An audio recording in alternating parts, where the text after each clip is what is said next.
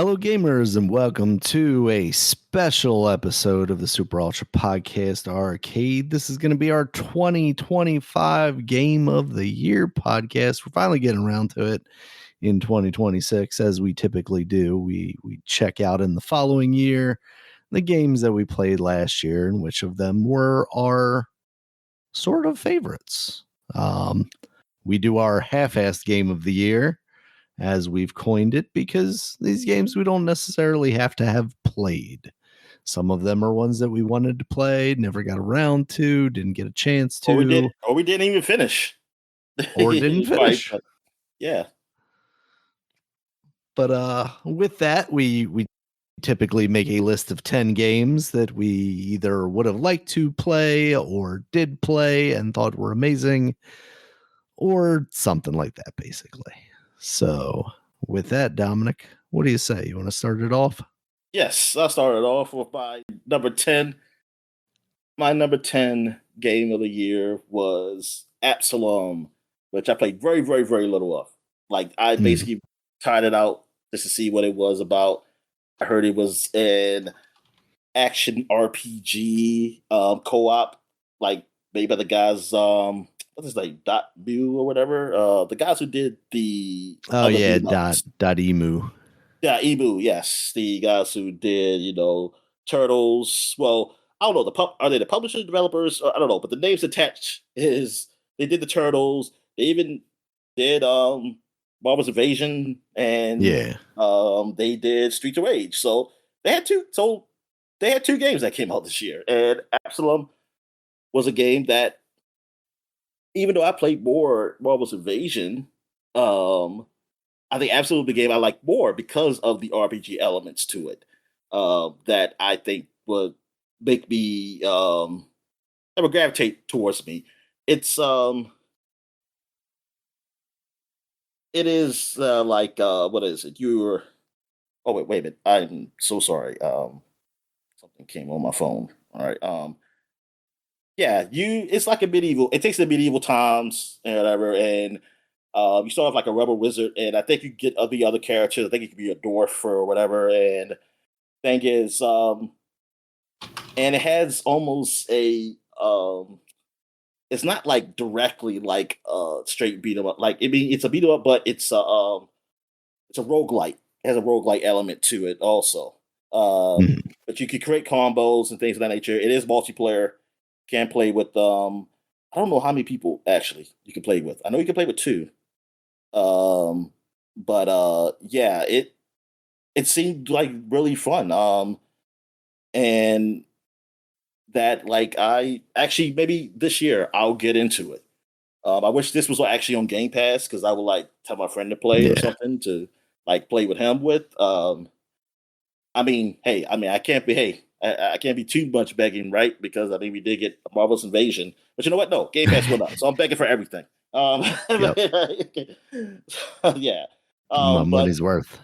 Yeah, but good for them. Like, that they had these 2 good games that really come up. And like a roguelike beat 'em up co-op game, that sounds all right. I think some people even said like they kind of okay if it wasn't a roguelite, I guess. But I have to try to see if that is like even a problem or it's okay. Like, I have to play more of it to feel that. But and the art style is good too. It's like, it has a very it looks cartoon awesome looking art style. Yeah, the guys who do these games, man, they've been doing great with these beat 'em ups. Yeah. And yeah, I hope they continue with that. So that's my number 10. What's your number 10? All right, my number 10 is South of Midnight. It's a game that I played a bit of at the beginning of the year, and I kind of forgot that it came out last year. By the end of the year, it kind of suffered from it being around the time. I feel like it wasn't right at that time, but it wasn't too far after where they announced like the Game Pass price hikes and stuff. And that really kind of distracted me from any of the stuff that was on Game Pass. I was kind of feeling so kind of bitter about it, that it pushed me away from that stuff. And I think there were some other games that came out around the same time, but it's a game that felt very simple gameplay wise, like something that would have come out like an Xbox 360 or even maybe like an original Xbox GameCube, like PS2 generation. As far as the combat goes, it felt pretty simplistic, but the set pieces and the platforming that they had early on in the game was really engaging to me. And then they were definitely starting to tell an interesting story around the time that I stopped playing the game. Like they're definitely taking it in a direction that I haven't really seen a lot of games handle. And it seemed like they were doing a decent job at it. It wasn't like kind of just uh lip service kind of stuff. Yeah, exactly. Exactly. So I definitely Heck, want to get yeah. around to that. I've still got Game Pass for now, and it's on there, so I should really just jump on there and finish that out. I can't imagine that's like a super long game. Because honestly, if it is, it feels like maybe it's going to be one of those games that does overstay its welcome if there's too much of that combat in there. But I think is just a means to break up the platforming and kind of bigger set pieces That's of what it it all. feels like for what I I played. think that combat is fine. Yeah. And I played a lot of it. Yeah, that's what I felt like. Yeah. That's good. I'm glad Um, to hear that. yeah, that and I mean I'll talk about later probably in my honorable mentions about that game. Mhm. Because that's why like that's a game is and I want to definitely finish, but like the story and the art style, like it Yeah. was it goes together very well. And it to tell like a really nice little folk type of story of like actually like black Americans like this is like yeah you don't see that like you don't see like something like oh something that delves into like history and something I mean the history not in like a learning history but like a folk story kind of way like because you don't have Mhm. those type of stories you know I mean in games you've never really seen it told in this way and I definitely like it. Like it makes it feel like this could be like a movie or something, you know, like a movie or the Mhm. movie or something like the way they done it. And hey, um, and yeah, it was the experience was great. And yeah, I do want to go back to finish the story to find out what happened at the end. All right, so I guess we get to our number 9. So we're at number Yeah. 9. My number 9 is another game I haven't. Well, this game I actually haven't played at all. Back to Dawn. Now, Back to Dawn is a game. It's a top-down game, and it has like pixel art type of graphics, like over Super Nintendo type of age. And it's you play as anamorphic creatures. You play as I think the lead guys are a fox and a panther who have. Well, I know one of them's been wrongly convicted, and maybe both of them. I'm not sure. Um, I know. Okay, I see right here. Like you play as Thomas the Fox. He's a journalist. And he got framed, and you only get 21 days to escape, and it's like a time, like almost kind of timed, like thing. Like you could do certain things. I think each day, so you have to make sure you're doing things to really help you escape. And I Mm. guess it also brings out like different people have different experiences through their playthroughs also with that, Mm. which I find pretty That's cool. cool. The Panther, I don't I'm trying to see who the Panther is. Like why does he get locked up, but I don't know. But also it's like a Saw Shank kind of thing. Um I guess looking at so it's not like you breaking out like oh criminals and stuff like you're I think it's some maybe it's some like good conspiracy stuff going on behind the scenes of what's happening here. Of course, because the Fox got framed, I think Panther he might have been wrongly convicted or something like that.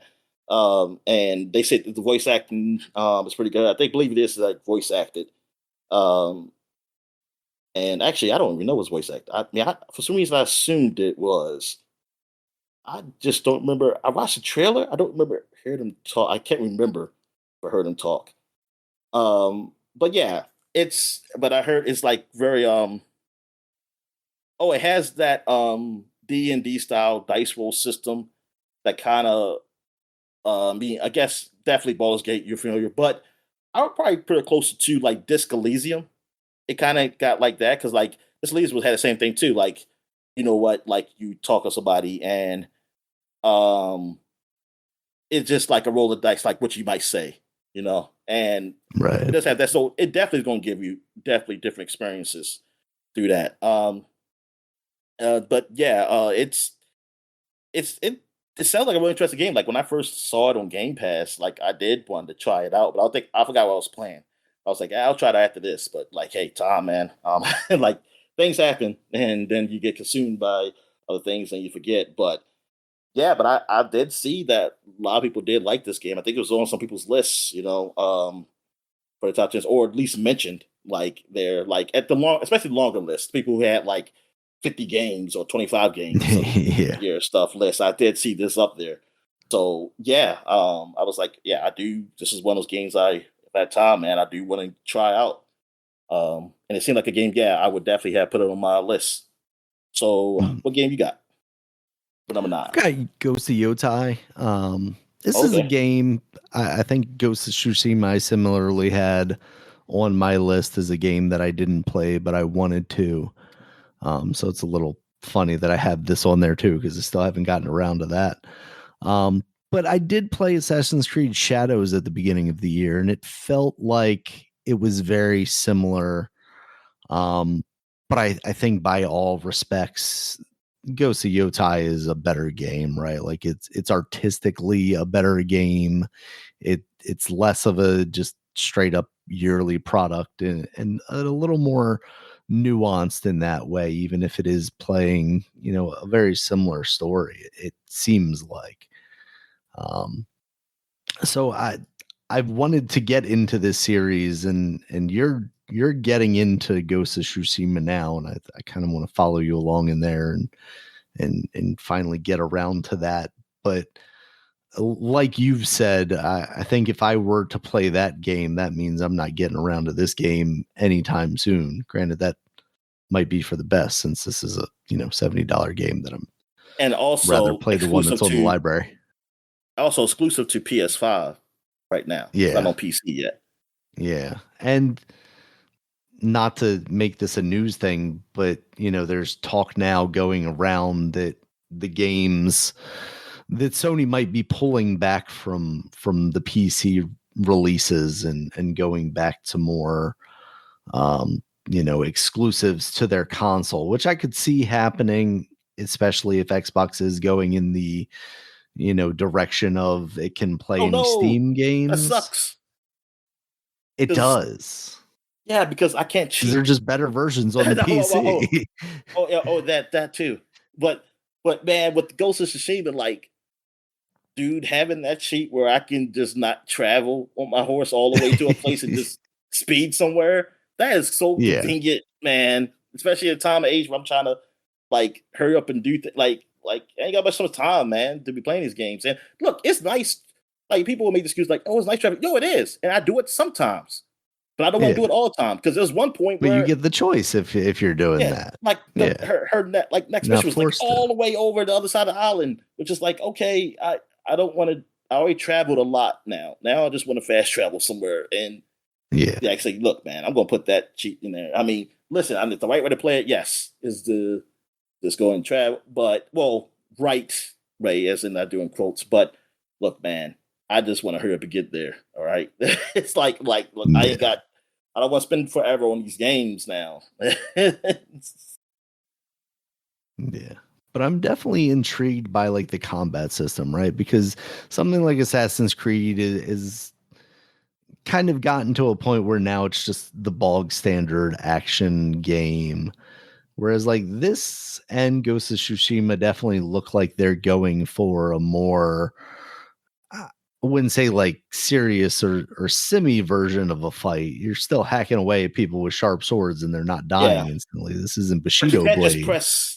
Well, I guess square would be this case. Yeah, You can't just press square, like because the guys will be blocking exactly. you, and like yeah, it's like it's not quite Batman, I would say, but Right. it's a little, and it's not quite hard like Dark Souls either. I was gonna Like say, and it's not a Dark yeah, Souls, so I'm yeah. interested to see if like it nails being that in between, or if it still does require some work. So I think just generally they are doing something very interesting with that series that I don't think is really coming out from anybody else, because nobody's really doing in the single player kind of story focus stuff. Like obviously you have kind of your Like hack the and Dynasty slashes still. Warriors, I was Dynasty gonna say Warriors. you have That's your how I was joking. Dynasty That's Warrior okay. style stuff. But that's still more about player count on this, Yeah. enemy count on the screen than it is about, Now I don't know about Ghost of Yotai. engaging with the world. I know Ghost of Tsushima has a multiplayer legendary thing where you Mhm. can do stuff Yeah, with and they're people. coming out with that for Ghost of Yotai too. Oh, okay. Yeah. So that seems cool. I mean, that's not something I'm necessarily ever going to find myself engaging with, but it is cool that they're bringing that over, because people did seem pretty interested in that first one. So yeah, it's one of those games that, especially like if it finds its way onto the game library for the PlayStation, if I've still got that going on when it gets there, like I definitely need to make that top of the list to get into that a bit. All right. So I guess we go to number 8. So my number 8 game is Kingdom Come Deliverance 2. Which is so funny because I never had Kingdom Come Deliverance 1 on any of my lists because I honestly did not know what it really was until I Yeah. had tried it out. I want to say either 2 years ago, maybe now. I think I tried it out. It was free on Epic Store, and I was like, "Wow, this is essentially like a Bethesda game, but just a little different, a little more realistic because they had a little realistic stuff." But of course, with PC, I was able to turn some of the stuff off, so I didn't have to do. But still, like it was like a deep story. I thought it was like honestly thought it was like a survival, one of those survival games where it's like, oh, like that was like Ark in just in a medieval, medieval time setting. Like what's it called? Ark Evolved or something? Yeah. Whatever. But The yeah. Vin Diesel So game. yeah. Yeah. So yeah, it takes place in 15th century Bohemia, the home where Bohemian Rhapsody was created by Queen. And they and you play. I know.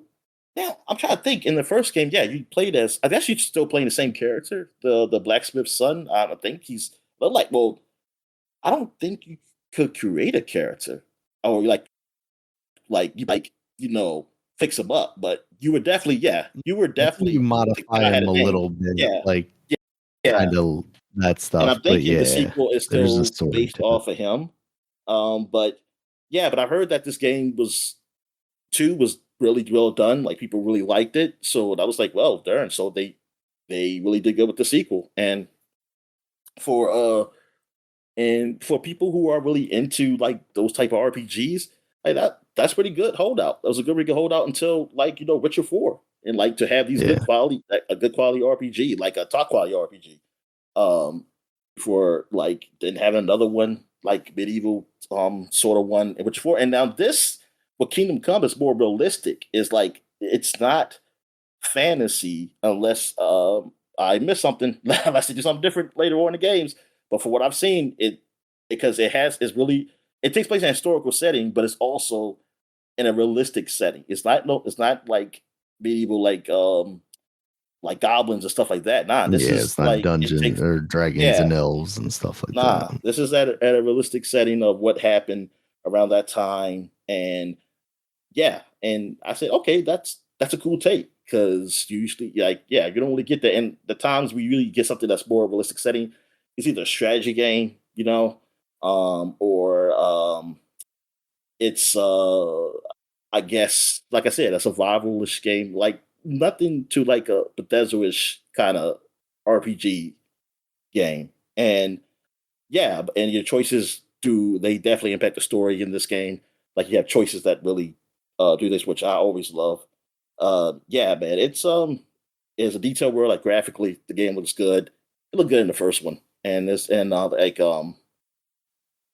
it looked really good when I saw what it was in this one. So it seemed like yeah, this would probably be in game out. And I kind of just have like some of these games lore on my list only because like I didn't really actually play a lot of them, but they don't look like games that I would actually like.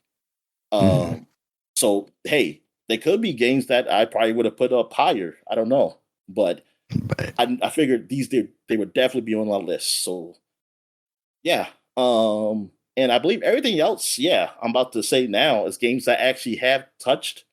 Probably not a lot of, but I did touch actually, so that's good. Mm. So like it was only like 2 games really that I haven't touched at all on this list. So Yeah. what's your next game? Your number 8. All right. So my next game is Dispatch, but I know you've got that higher on your list somewhere, so we'll revisit that later. Okay. So you can go say number 7 then. Um, All right. Yeah, because we're gonna yeah, I gotta we've skip. kind of That's got right. some bouncing around here. I got Blueprints at number 7. Yeah. But he has it higher. Yep. All right. Number 7 for me is Shinobi Art of Vengeance. Now I've been kind of like back and forth on this and Ninja Gaiden Ragebound as like which one I should play because I've heard like Shinobi, I think I've seen a slightly higher praise for Shinobi Art of Vengeance. I played the demo for that. It looks really nice. It played really well during that demo, but I never got around to playing it. Whereas Okay. Rage Bound did And you don't come like to Game Sega Pass because of before I Sonic. I made this. understand. Exactly. I mean, they burned me one too many times, Dominic. But between the art style and the gameplay of it, it is one that I want to get around to one of these days. Hopefully by then they'll have an upgrade to the Switch version that makes it a Switch 2 version so that it's not as kind of blurry looking. I don't think that as of recording this that is the case as of yet, but that'd be nice. Or it just ends up on Game Pass, I guess, maybe hopefully one day, and then I can give it a try through there. But it looks pretty awesome and right up my alley as far as a game that, even I don't need my 2D kind of platformy action games to be Metroidvanias. In fact, sometimes I would prefer they not be, just so it's a linear experience that I can actually like get through and beat and feel like I've, you know, achieved something with the game instead of falling off of it pretty quickly and never getting back to it. All right, So man. yeah. So I guess we get to our number 6, and my number 6 is Donkey Kong Bonanza, but you actually have it higher. So what's Yeah, your so number we'll 6? revisit that. My number 6 is Marvel's Cosmic Invasion. Speaking of 2D kind of side-scrolling stuff, and you mentioned the Dot Emu guys for Absalom. They worked on this game too. Basically, an evolution of what they've been doing with these games, and coming from someone as a Marvel fan, I appreciated the fact that this stuff is voice acted. I was a little surprised by that, although I think Turtles was too, right? Yeah, and so Yeah. was So Future like, Age. What? yeah, Yeah, well, they've set a Future Age was precedent that they're doing yeah, that. it was part of it. I don't think was it through. Yeah, I think it was through the cutscenes too. I forget. Yeah. Um. Yeah. So that stuff's really nice. I like the added element in this game of like you can play as anybody that you have unlocked, but there are specific characters for that level that either have like some different dialogue or like more Yeah. appropriate for the scenario that they've set up. They also have like Definitely. those added challenges when you pick those characters that allow you to get some extra points. I really like that too. The game just looks really nice. It has that Marvel versus Capcom old school kind of look to it, which I miss in the newer Marvel versus Capcom games. And yeah, it's one of those games that I played a decent amount of, but there's still plenty more for me to get out of that game before I'm done with it. Right. So yeah, I enjoyed that game too, man. It was fun. Mhm. Um. All right, so we get to our Did number you 5. you haven't beaten What? that one yet, No, right? I haven't beaten it yet. Okay. My number 5 is Dispatch. Nice. Um, so I wait a minute. Okay, so yes, and you have it as your number 8. So yeah, I have Correct. Dispatch was like I'm already. I mean, if you listen to this podcast, I'm definitely into the story-driven games and definitely like point and click games. Like that was what I kind of grew up playing when on the PC, and like Mhm. Dispatch is kind of they're like those type of games are kind of like basically similar, like kind of offshoots of what those games were. Um, Now, but Dispatch, I mean, well, I said point and click, but it's not really a point and click. I'm sorry, Dispatch is not really a point and click thing. It's more of a choice, the choices part of the game, like the dialogue choice part Yeah, of it's like those a games. narrative So choice game. yeah, yeah. So I would say it's more of what you say, a visual novel, but evolved visual novel because like Mhm. it's more gameplay to it than what visual novels usually are, or visual novels usually are no gameplay. But like dispatch is the dispatch portion of the game is you dispatching heroes. Like it's a world of heroes, more closely to like Invincible than like traditional like Marvel and DC worlds because Yeah, it's more adult. they're It's edgy. yeah. So like you dispatch these heroes and you are an ex-hero yourself, but you're hurt and you're getting a job and you're helping these guys out. Now you did like you're working with these guys who were former criminals, so you're like they're like kind of trying to get their lives back together. These guys, so you're so that's like you're working together with these people, and thing is the gameplay element is that you see the calls come in like where they need heroes, and then you have to tell what hero to go, and you have to pick the best hero that is for that specific task. And like if you don't, there could be failures to what you do, and if you do, those guys can level up and you can level up something where they're not good at so they can possibly be better at other situations. So like that's the gameplay element, which is fun. Like I really like that. And then you have the story element of like just the dialogue choices of what to pick and talk. I wish there was more to it in those spaces, but it's good. Like but it's I feel like but it's fine. Like I kind of wish it was a little bit more of the actual like narrative stuff, like of choices Okay. and things. Yeah, I didn't feel like I felt like I could have used more. Like I actually could have used more of that. Um, but it's fun for now. Maybe part two or whatever game they do next, it'll be longer or something like that. But for them, like who did this game again? Like the I think it was like some ex Telltale devs, okay, like so people was that X. had that Okay, yeah, experience, gotcha. Yeah, but okay. it's So not, anybody that's done any yeah, game this is before. Like that studio yeah. hasn't So as a released a group, game. as their group, yes, this is their first game, and but yeah, they brought the experience. Some people who brought the experience from what they did at Telltale. Yeah, but I wish there was a little more of the like stuff outside of the dispatch that you can do, Mhm. like outside of the dispatch game. Dispatch game is good. Like I do really like that, and Yeah, I because it kind of does want that. feel a little video-ish. Obviously you're making some choices here and there, but outside of that actual dispatching gameplay, you're not really moving about or doing Yeah, anything yeah, that you you're can not doing. control. It's not like how it is in the Telltale games outside that. Like I was kind of hoping that Mhm. it was kind of like what the Telltale games were outside of the dispatch portion of the game, and then that was just at like you had that also. But I understand like because it's not that long, and I don't know what the budget is Yeah, for this game. exactly. Maybe they can expand on that, to make it a little longer and more interactive, and even the dispatching part be more also Mhm. because I feel like it ain't take that long for me to get to the. I still haven't beaten it. I'm on the last episode, but it just didn't take that long to get to the last episode. It doesn't feel as long as how like Walking Dead is Yeah. was with like all Yeah, all of those episodes. episodes are only like 30 minutes long, besides I think the last two are a little bit longer.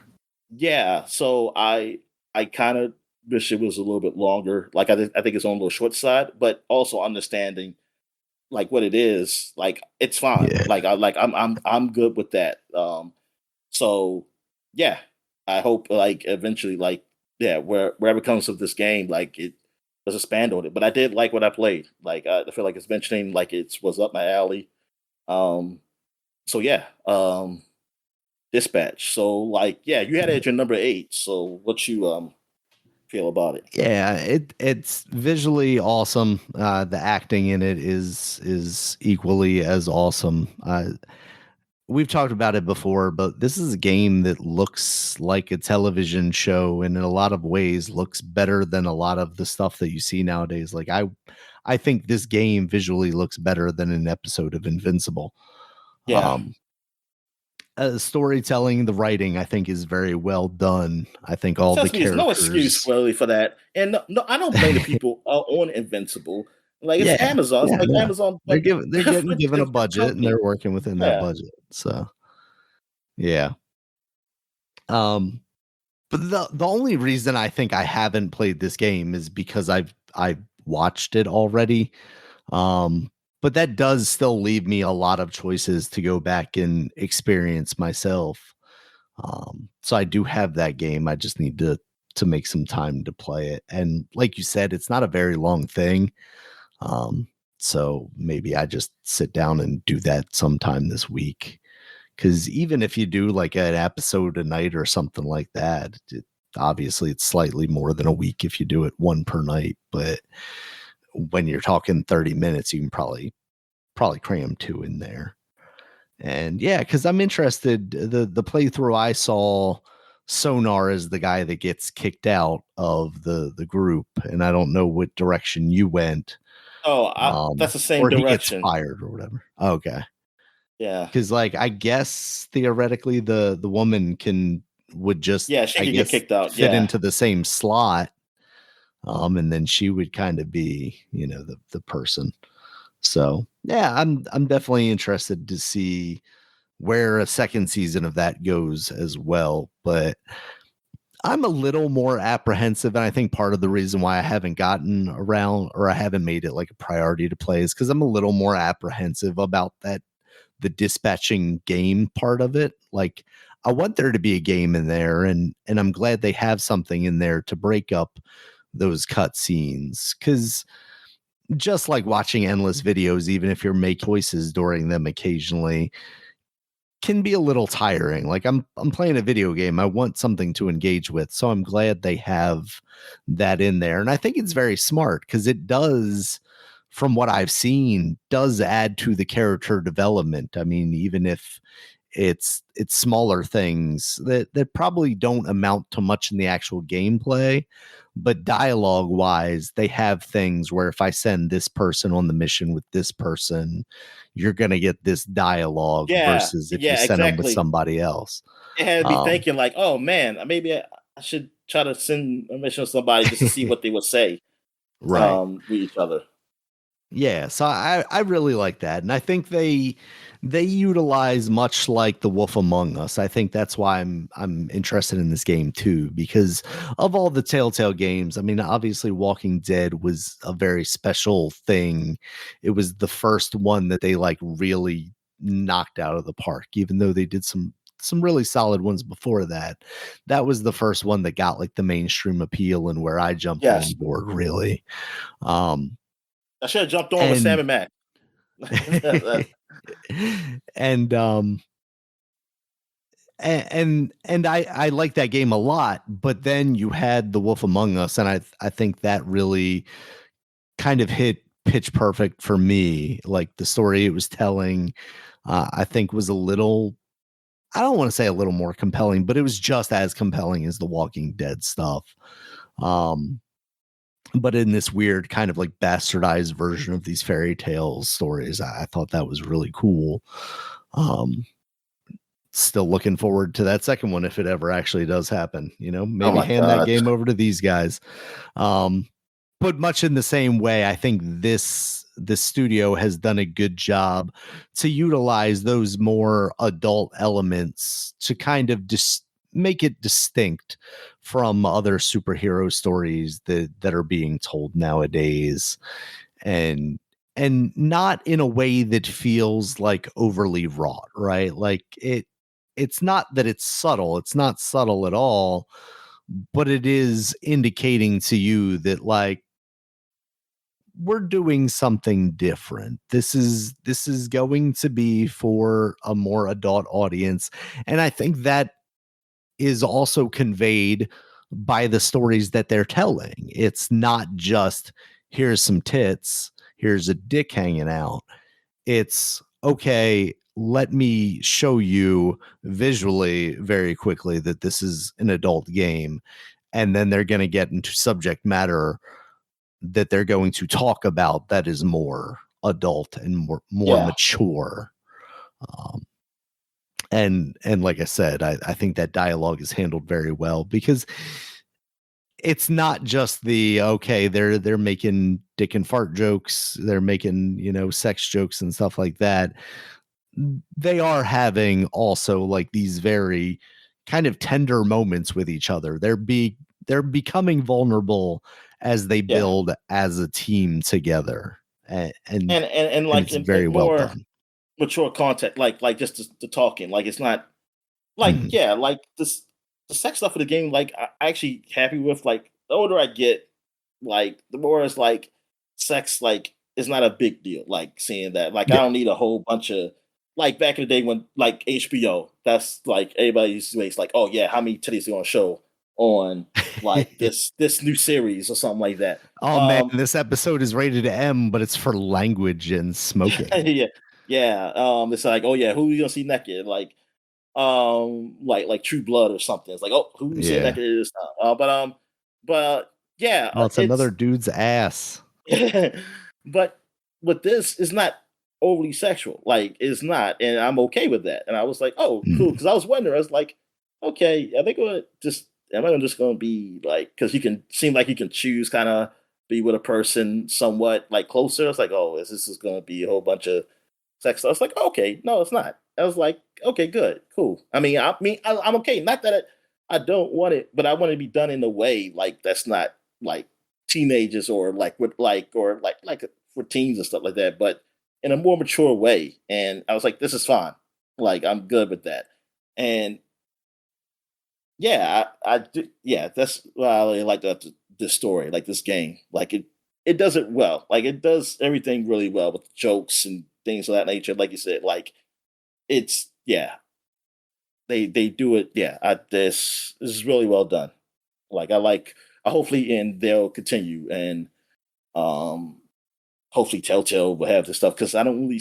I mean, actually, Ali, there are a lot more games that are a little closer, or like maybe point and click kind of way, or visual novels ish games out there now. And I'm not just talking about the real visual novel. I mean, the visual novel games that you see all the time on Steam. Like actually, especially Japan's really known for that. Yeah.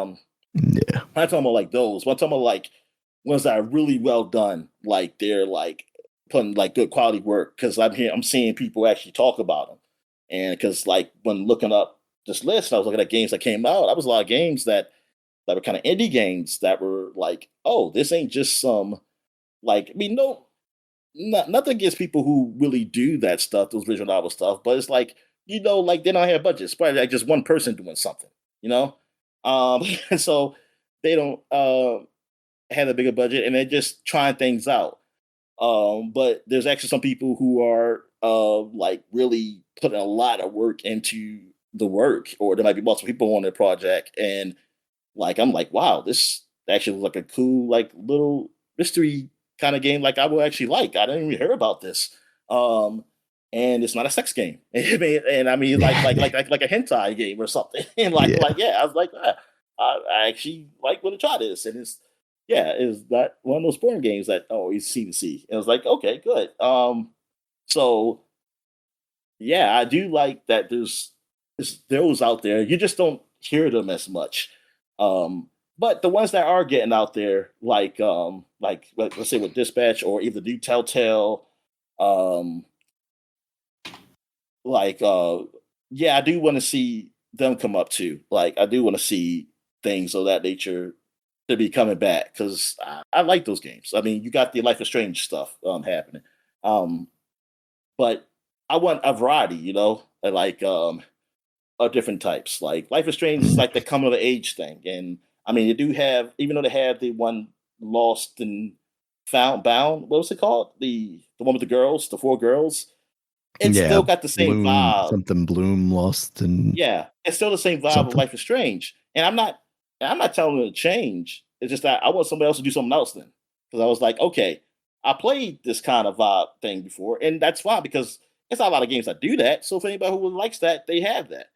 Like Right. I got to know how those like basically suburban white girls feel. That's nice. I know that there's a The black other person in side there, lives. but still, that black person is also bringing around a whole bunch of white people. So it's like, hey, that's what it is. What it is. And now I can understand, like, see what they go through with their problems.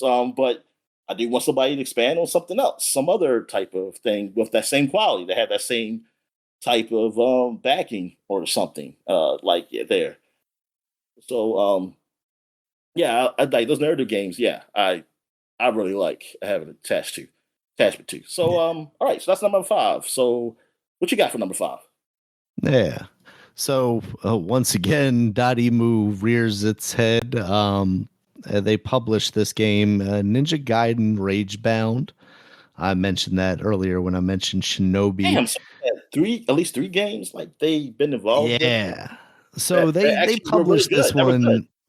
Yeah. This is, the new what are Devolver Digital, basically. Like they're the new hotness in indie games, I guess, or indie-ish games. Yeah. This is developed by the Game Kitchen, who previously did Blasphemous, which was like kind of a Oh yes. 2D Yeah. side-scrolling Metroidvania. Dark Souls is Didn't they how have I a part always two heard it to that one described. too? Yeah, there was a Blasphemous part 2 as well. Um, but this one I've actually gotten a chance to fully play now. It showed up on Game Pass after I was debating like which of these to get. Um, and I was actually quite impressed by it. Like I thought it was going to be relatively simple action ninja game, and that's not to say like my standards were low for it, but I thought it was going to be a relatively simplistic thing. And immediately they go into this where there's a second character, and then I'm like, okay, so maybe I'm gonna like play as these two different characters. She's on the cover, I'm gonna be switching between these different styles of things. And then you basically like inhabit, something happens to her, and you become basically like one character with the power set of both of them combined. And they're instantly using that as a means to make the gameplay more interesting. You're switching between the powers that you're using, and it's not like, a okay, I'm this character now and this character now. It's not like a tag thing. You just have different buttons that do, like, okay, I'm going to press B, that does her move, versus X doing his move, or something like that. And you'll have enemies that are these different colors that correspond to the move sets of the different characters. Um, and so far, they've done some really cool stuff with that. And I could very much see it moving in the direction of like a Guacamelee, where things become pretty intense with like how much you're trying to like mentally navigate switching between making sure you're using this power on this enemy who's weaker against it, and then you're adding a bonus basically because there's enemies where it's like, oh, if you kill this enemy with this kind of thing, then you get a one-shot kill move, or an extra bonus damage move on like a boss situation.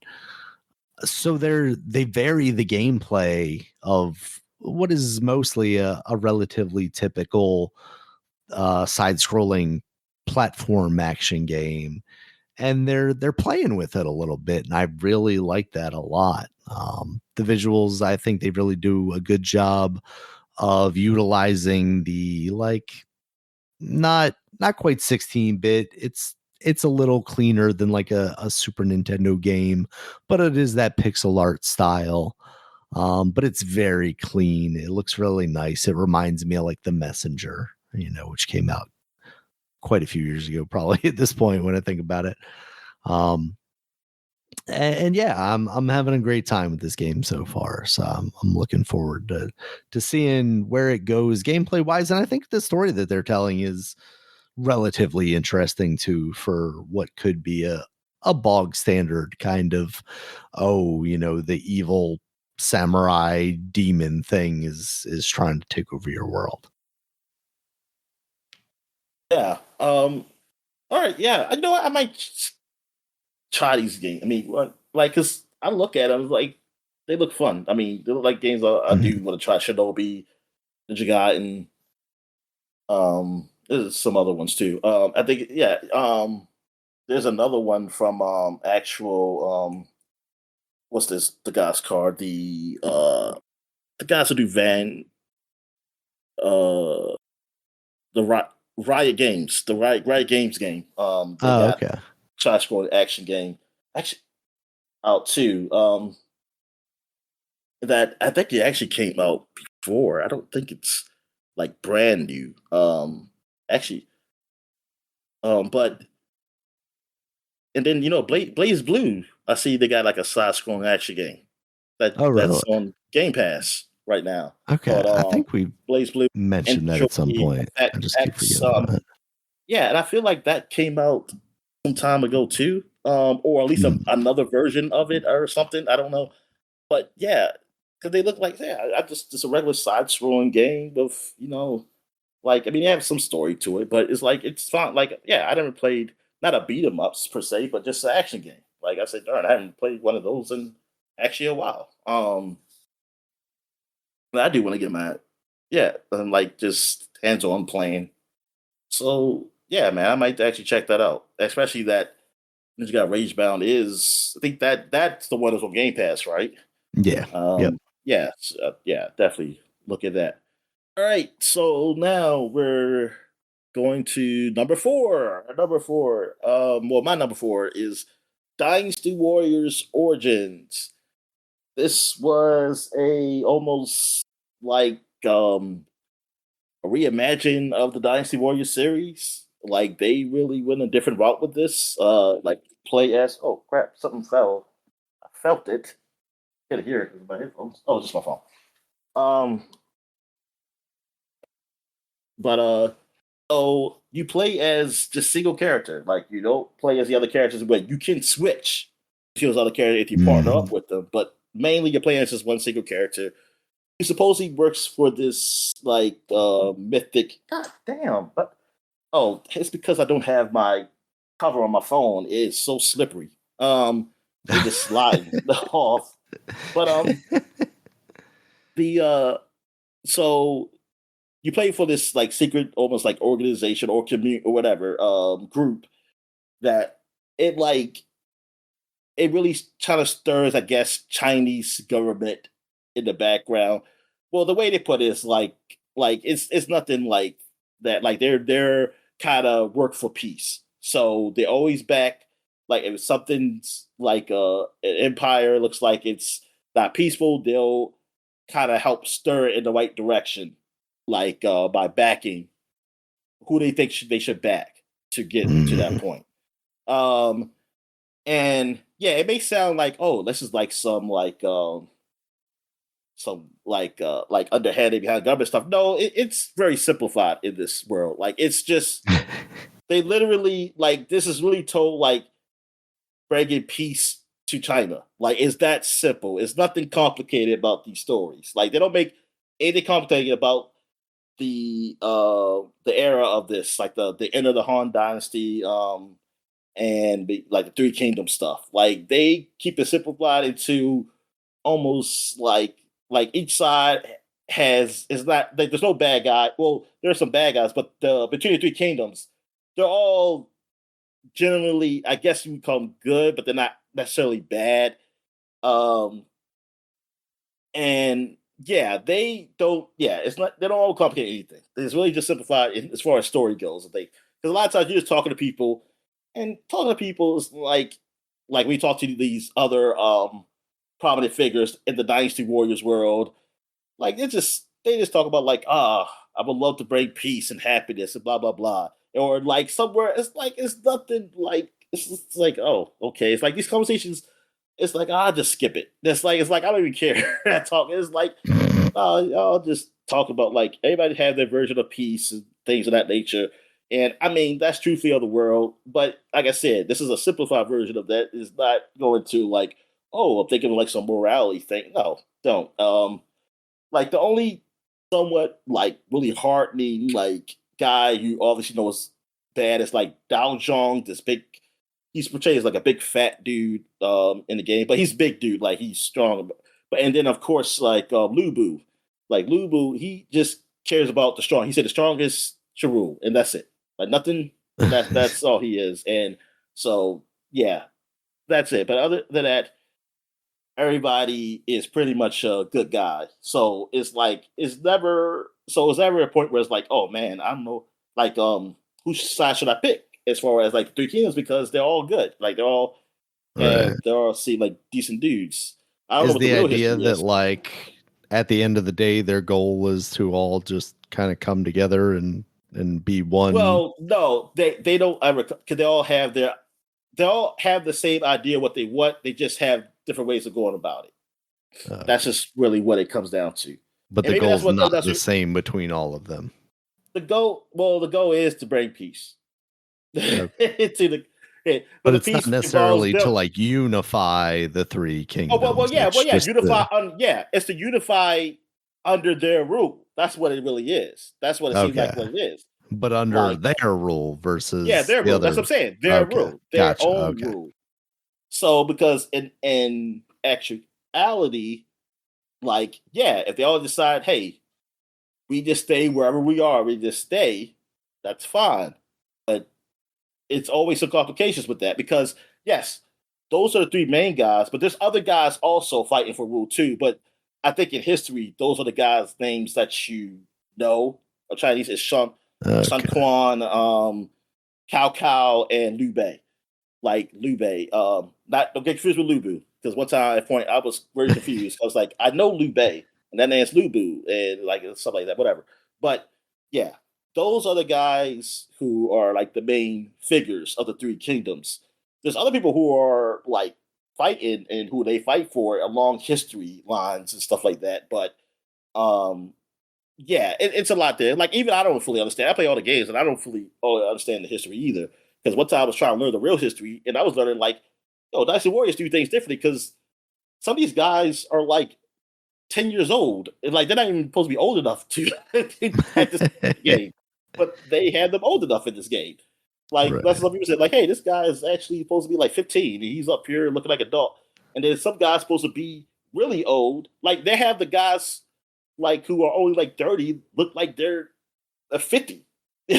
And like it's like they're old. It's like why is this man look like he's so old? Like Sean Kwan has white hair, like he's gray. He's like that old. But anyway, but anyway, this game, like I said, the difference between this game is that you have this fictitious character who you play as, and they control like so you start out with like you helping everybody because at the beginning they're all on the same side. They're going against the Yellow Turban and stuff like that, and working under the Emperor. Then as history goes on, things change, and then they all become more prominent. And then you get to a point in the game where you have to choose whose side you're going to back. And I had chose Liu's base side. I haven't beaten the game yet, but that's the side who I chose. And that's just the point of the game I at now. But there's a lot of game before you even get to that. And it's like an open map world now, that's what you never did really in Dynasty Warriors. Like you go to places, and then they have random battles pop up. They can go quickly too, like these little random battles. You go in, like they say, like, "Hey, help these peasants get to this point in the map," or "Hey, control these 2 points uh, on this map of like these bandits, or like fight the remnants of this army that you have for it." It's like they don't take that long usually. Excuse me. But they also got some little strategy stuff in there too for the bigger battles you can have to do things. And I know in other Dynasty Warriors they had some people had some variety of things to do to make it not as monotonous. Like you could do other things instead of just bashing through enemies. And but this one, yeah, it still comes down to bashing enemies. But the graphics look so good. Like the amount of enemies that are here now, like because of the power uh they have now to make it look really like a whole army there. It looks cool. Like I like the look of it. It looks great, and it's fun. It's fun as hell. Like doing this, and yeah, I like it. Like this is a different way of the game's done, and I really like it. I do wish they still had a version. Well, I haven't played the DLC yet, but um, where they have a version where like you can still play like regular Dynasty Warriors, but I understand because like the way the game is made, that'll be almost like another game because I don't know how they would do that because like how this game is done, it's not like other Dynasty Warriors games. Like other Dynasty Warrior games, you pick the character and you play through his story, like you did that. Um, this, I guess it's a lot there because the way that they done it, it'll be like, I guess they could do like a quick thing. Yeah, they could do something like, hey, and which I guess essentially maybe that's what they did in DLC with some characters. They don't have like you play as all these characters. They have these. They have like a Lubu story. They have in the DLC and a character from your the group you were in. She had died. Well, oh, sorry, spoiler alert. Um, but you could I guess play as her at some point. I don't know how that works in the storyline, or whatever. But yeah, I just want to know like for the next Dynasty Warriors, I'm curious like where they go from there. Are they gonna go back to how they did it before? Because I do actually want to play a game where I get to choose the character I play as, and not just partner up with them and potentially just switch. Because I do like playing as those. I mean, I like choosing different characters, but they do make it so that you can change your weapons, so you can use all the weapons that everybody uses.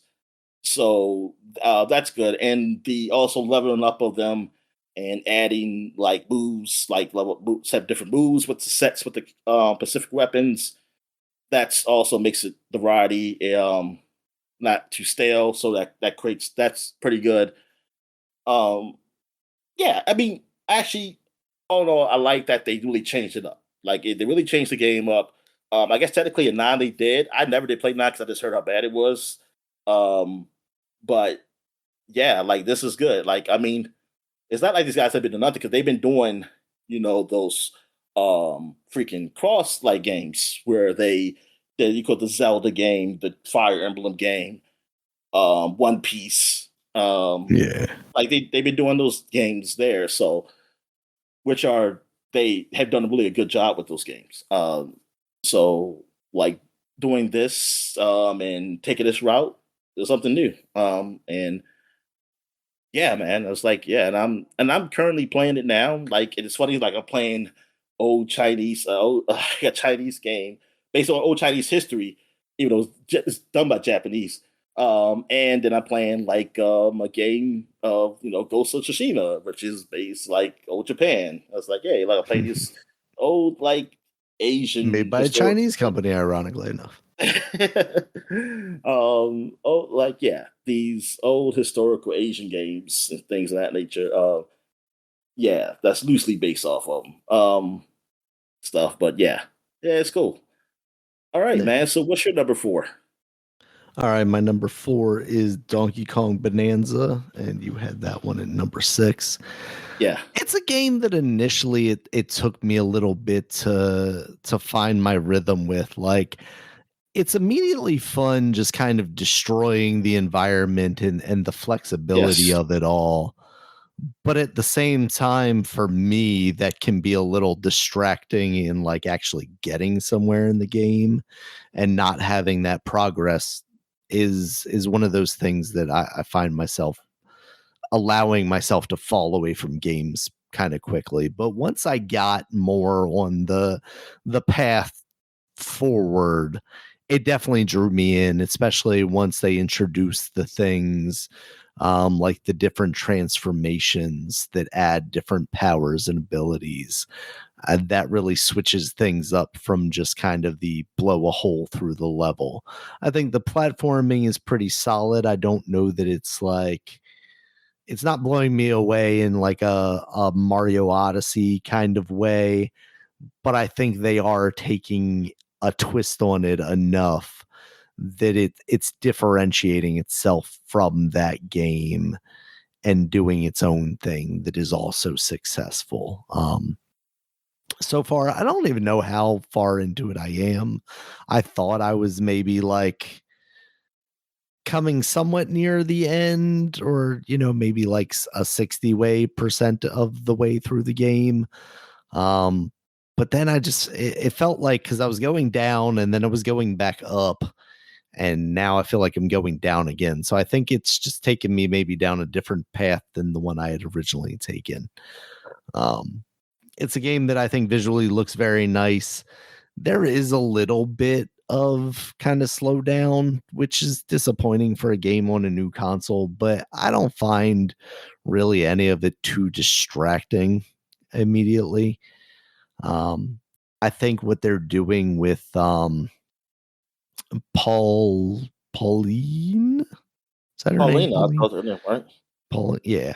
I think what they're doing with her and making her like a little rock star or whatever, and she's singing her songs while you're in these transformations, or she's singing these songs Is to it break Lena the or seals on Pauline? these things. Pauline, yeah, Pauline, I think it is. Paul. For some reason, that just doesn't sound right, right? Like, It's yeah, spelled no, like it's Pauline. Pauline, but Yeah, yeah, it's Pauline. okay. Yeah, so I think that what they're doing with her character is cute. I don't know where it's going by the end of it. Am I going to be climbing a tower at the end of it and like holding her, going like, "What are we doing? Why is this world turned against me?" That's where Mario comes. Exactly. Am I gonna is Baby Mario gonna be the final boss of this game? But yeah, I finally like gave it more of a chance and like dedicated more time to trying to progress through it, and I think it is given back to me because of that. Like I think it's a game that, if you're willing to give it a try, then it's got some fun for you to have there. Yeah, I had this game for number 6, and I thought, yeah, it seemed like a game that I would really enjoy because I like Super Mario Odyssey, and I heard like Mm, the guys who did that game, and yeah. comparisons to that. So I was like, you know what, yeah, and definitely the whole destructibility of the environments is what I've wanted since Red Faction, and like I've been wanting a game that does something to that nature, and in this cartoonish way, doing it is pretty cool too because he used to be ridiculous, but like, and we couldn't get that in what I thought we was going to get it in was the Xbox game. What was it called? Crackdown 3, and like Yeah. they kind of tease us with it. Then they said, "Oh, it's just a multiplayer," and then it's like some freaking cyber world thing, and it's like this ain't the same. It's like, damn you, Microsoft. Yeah, but like, yeah, you don't really get that selectability. I mean, like, yeah, like certain games, like Battlefield, but it's like a first-person shooter type of thing, and it's not what I'm really looking at here. Like, I'm looking for like some type of third-person way of selectability, and it's used that you can go kind of crazy with, but still be used in a nice gameplay way, like Red Faction did, which I thought they were going to do another game too because they bought that remastered, but I guess it just wasn't there, or the company might have been sold to Tencent. I don't know what happened. But yeah, the whole Donkey Kong thing, like yeah, the whole 3D platforming, like Odyssey was pretty much probably the last platform I played. Really, I'm trying to think. Yeah, that was the last platform I played. And before that, it was a very long time before I played platform before that. Really, like so, yeah. I just barely played this game. Like I played just the beginning, just to get the feel of what the instructability was. I saw like, wow, you can really just like bang on the walls and everything. And I was just kind of doing that for a bit, like just to get what the feel of the game is on the Switch too. But yeah, it's a game that I definitely want to actually delve into to go deeper and play. So, and I just figured, yeah, this would be probably one of my top 10 games of all the games that came out today. Yeah, this definitely be my top 10. So yeah, I had number six. All right, so that was your number four. So now we're at our top three now. And for my number three, I got Expedition. Oh, Claire's Obscure Expedition 33. And this was a lot of people games of the year lists, and like Yeah. or at least like the top. And yeah, for me, I mean, because I did well, I almost beat it. Like I always do is fight the last boss, and but I'll get the some of the bad out the way first. With the game, like it's really with the doing the side missions. What they have here is because of them not having a map, and initially, like this is what they said, like initially of the game. Like this is what's the game even before King came out. They said that there will be a mini map because they want you to have the idea of like exploring a new world. And it's like at that time I didn't care. It was like, yeah, okay, fine, whatever. I mean, they make the game. That's the game they made. I mean, that's the game they made. I can't say it's bad because I don't know what I'm playing. I don't know exactly what I'm doing in the world. So as I did play the game and realized it's a mini map, at first it was okay because it seemed still kind of linear. But then I start seeing like, oh, some hidden stuff in places where I could just go another direction. Not like an open world kind of thing or like a big level, but enough where you can like miss something. Right. And I'm thinking like, okay, look, I get not having a mini map, fine, but I think you should have a map because at the end of the day, it is an expedition, and people who go on expeditions, I don't know people who don't make a map. Like I don't know if Lewis and Clark was like, we're just gonna go walk over there to the left of the country. Yeah. We're not Half the gonna reason map is how we go. charting the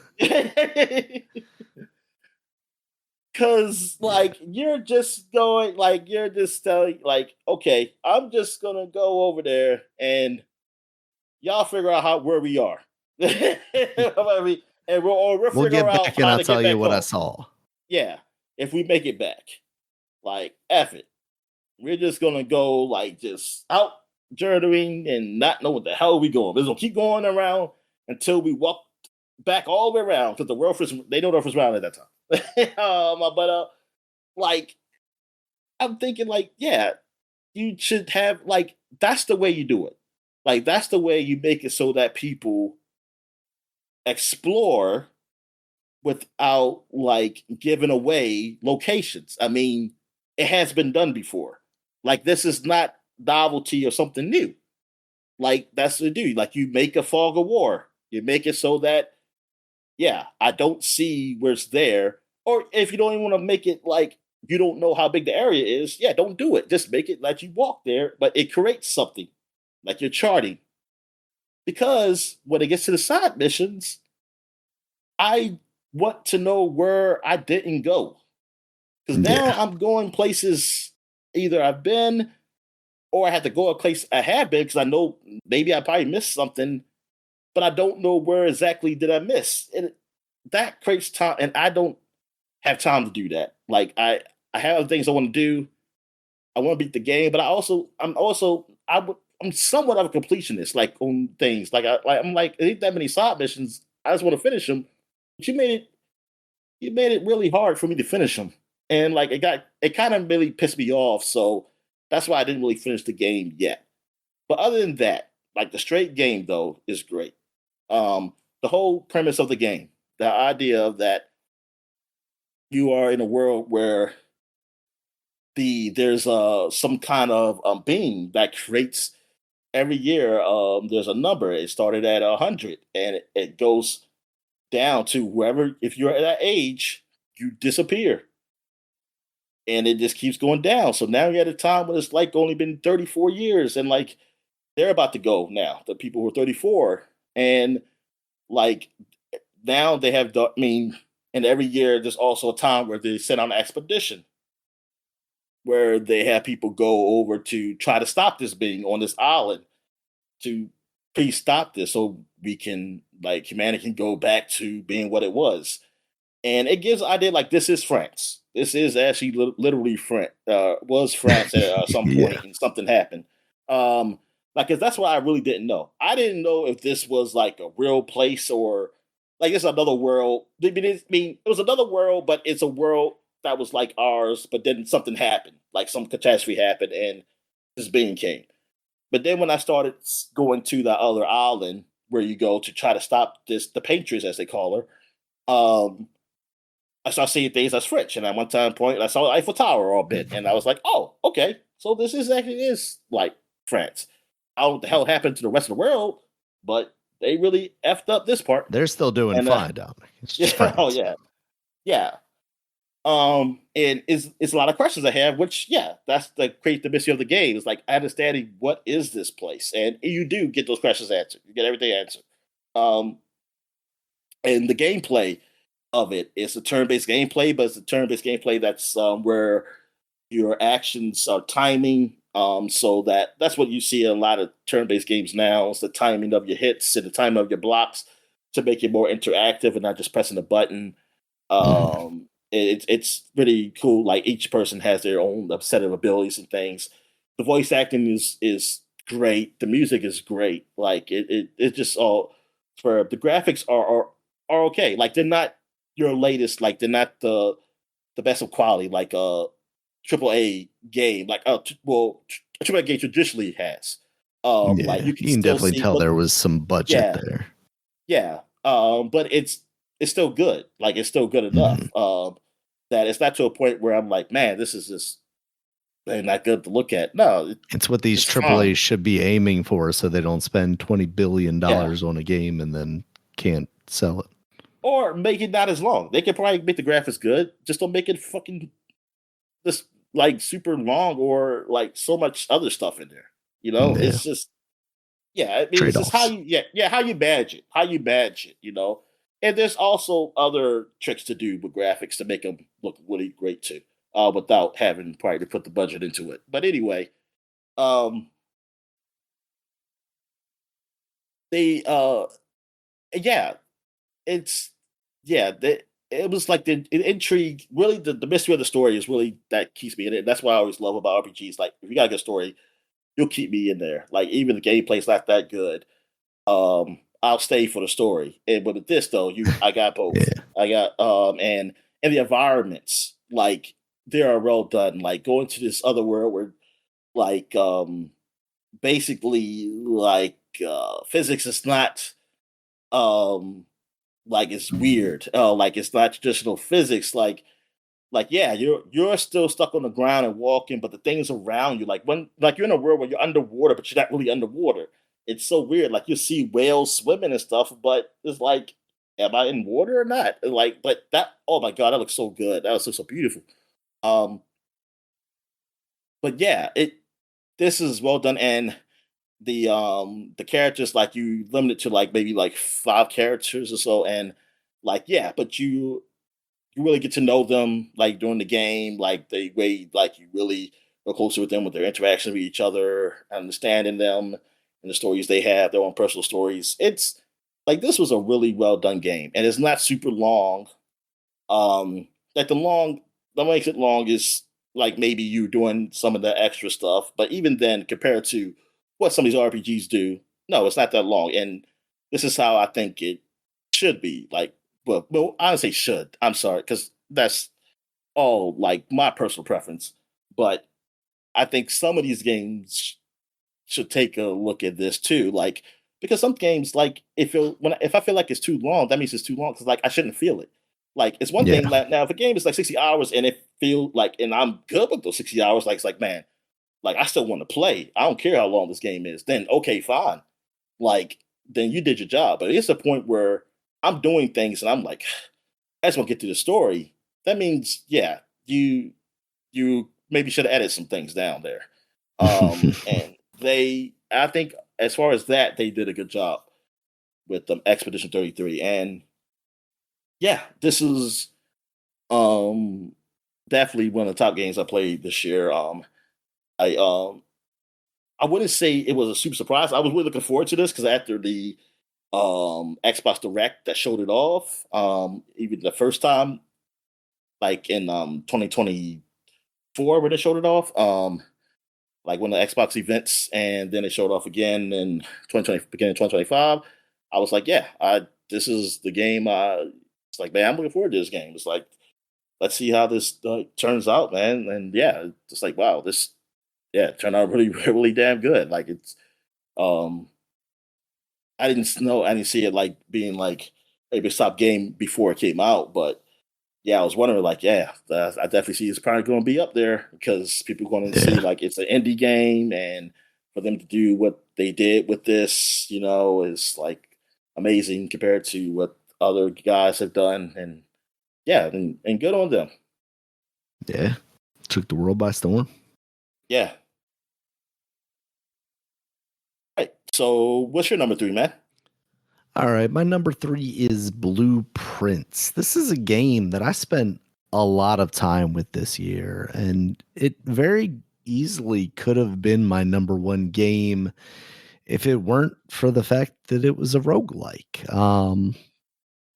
That is obviously a main part of what makes this game a game. At its core, it is you entering this mansion, and you are basically getting dice rolls of different rooms that allow you to either progress or solve new riddles and mysteries, or stumble upon new riddles and mysteries. And that's really where it ends up falling apart. I've talked about it before, but it's a game that later in the game, what you would consider, I guess, like the end game, or what I would consider the end game, it starts to feel like it's not respecting your time because of these RNG dice rolls. Basically, you don't always get the rooms that you need. Well, you don't always get the rooms that you want, and you definitely don't always get the rooms that you need. And as such, I found myself stumbling upon more and more mysteries that I wanted answers to without ever really getting answers on my previous mysteries. I mean, this is a game that I haven't even actually reached the last room, which isn't the end all be all, but it is at least like, hey, this is the original laid out goal of the game, to quote unquote beat this game, right? And then there's all these other mysteries that you find along the way.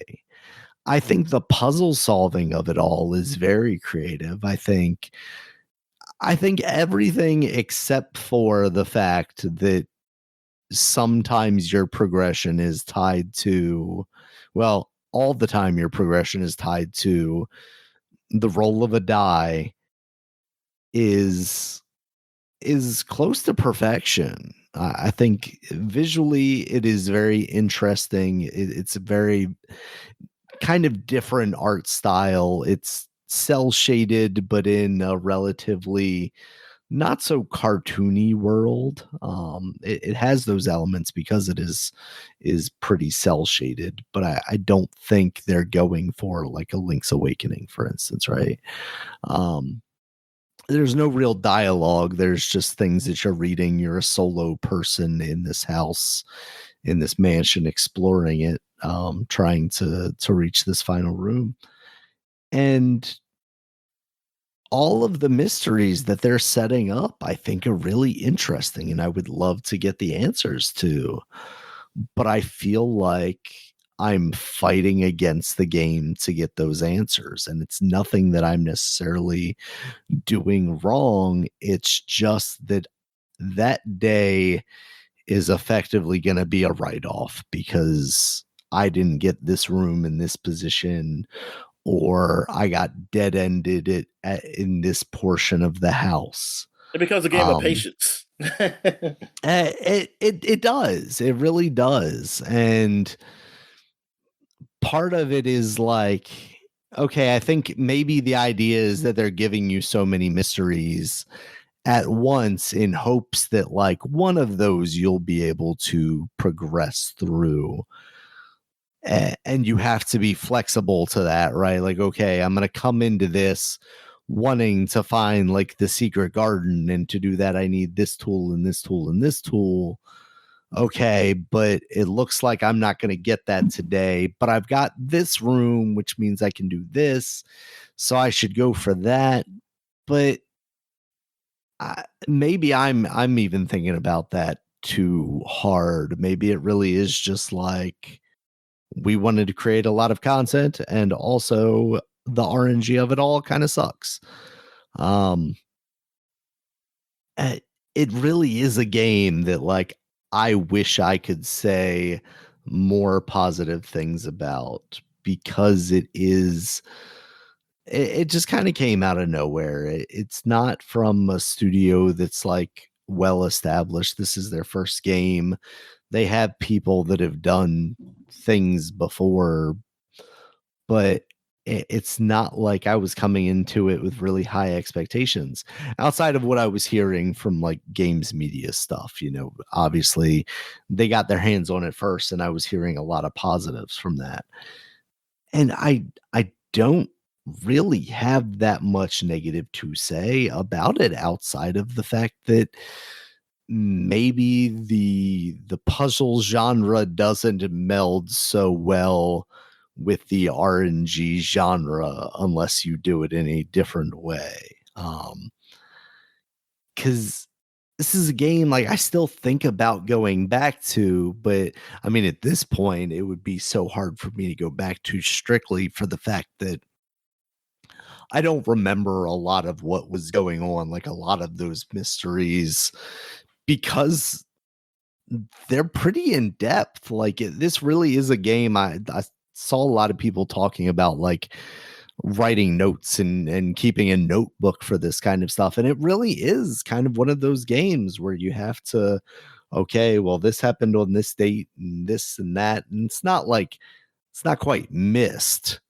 But it is complicated. And there are some easier kind of mysteries and puzzles and riddles and stuff that you see pretty frequently, and I think they use that to juice you a little bit, to keep you going and feel like you're succeeding.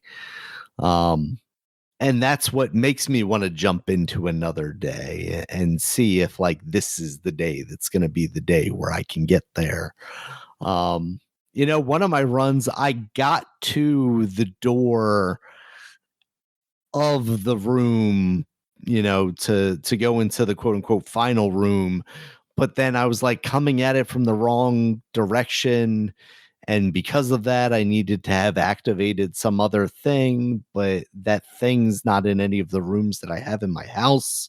And I've exhausted my options. I only, this is the only path that I had, because I was basically like beelining it for this final room, not thinking about the fact that, oh, there might be some kind of nonsense, shenanigans for me to actually get inside the room.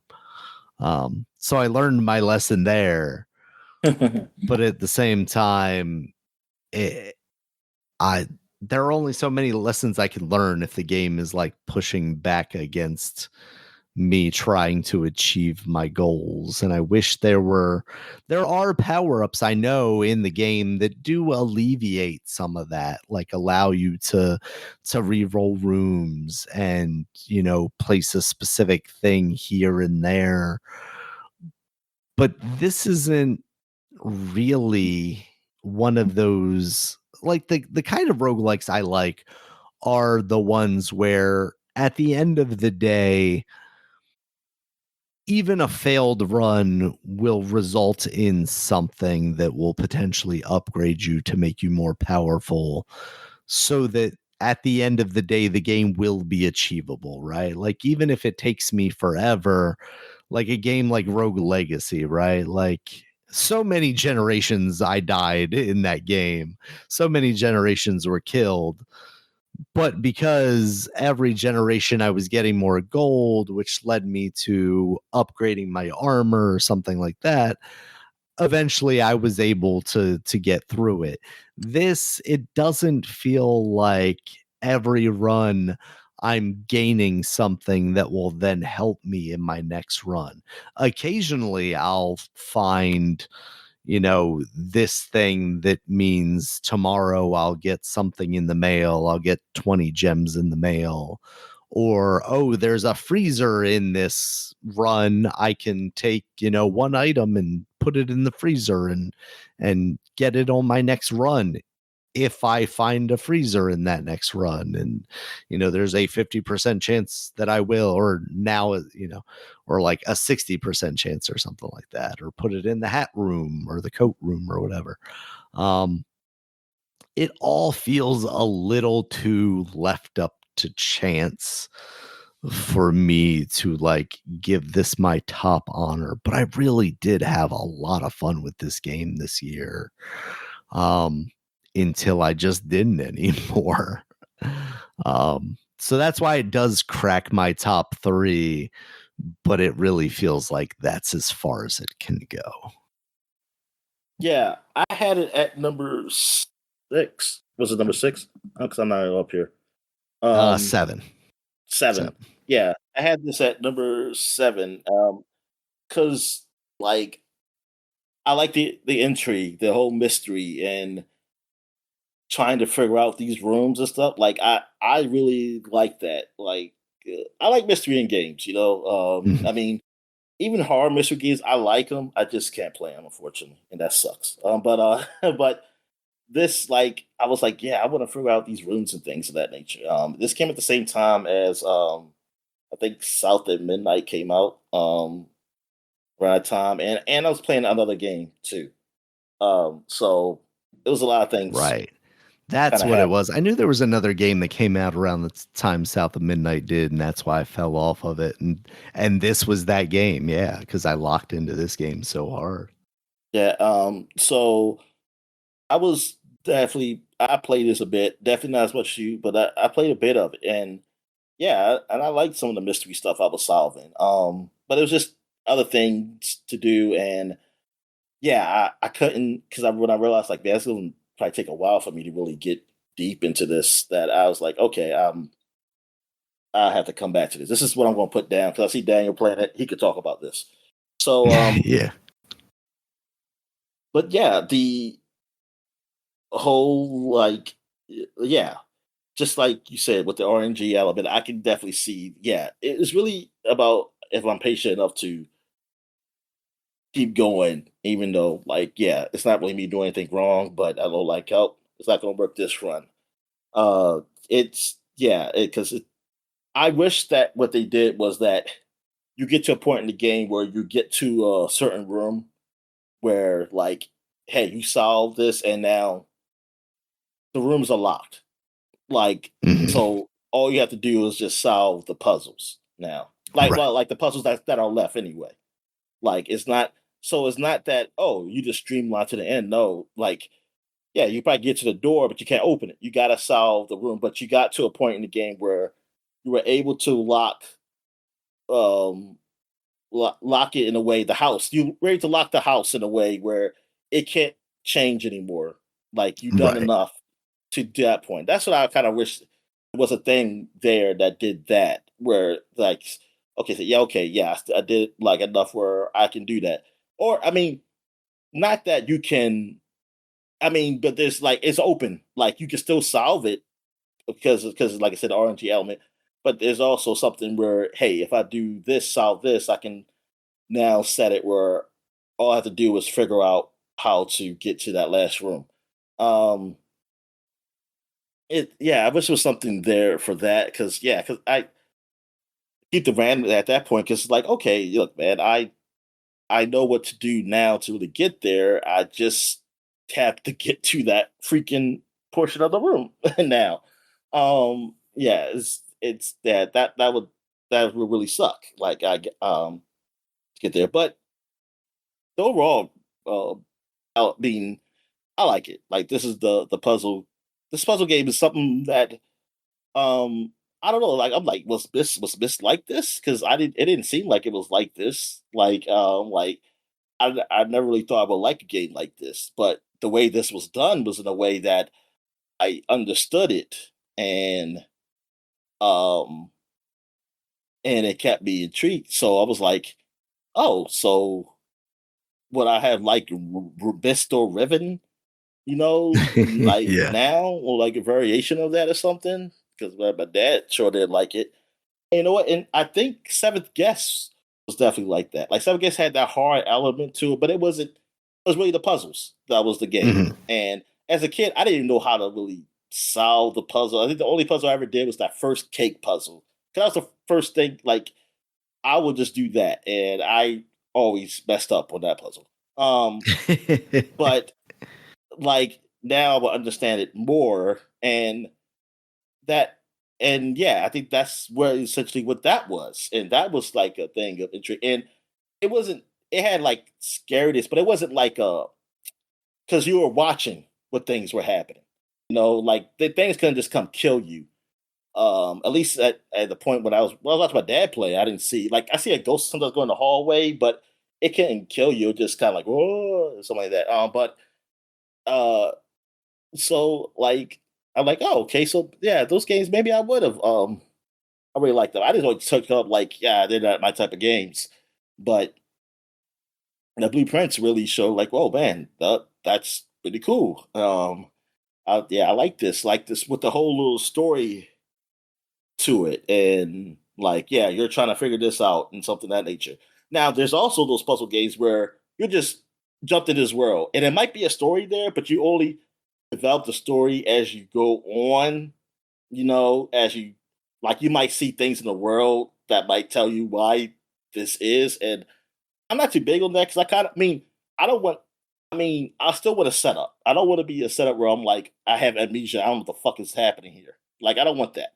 I want something to know, like, how I got here, and then like and then go from there.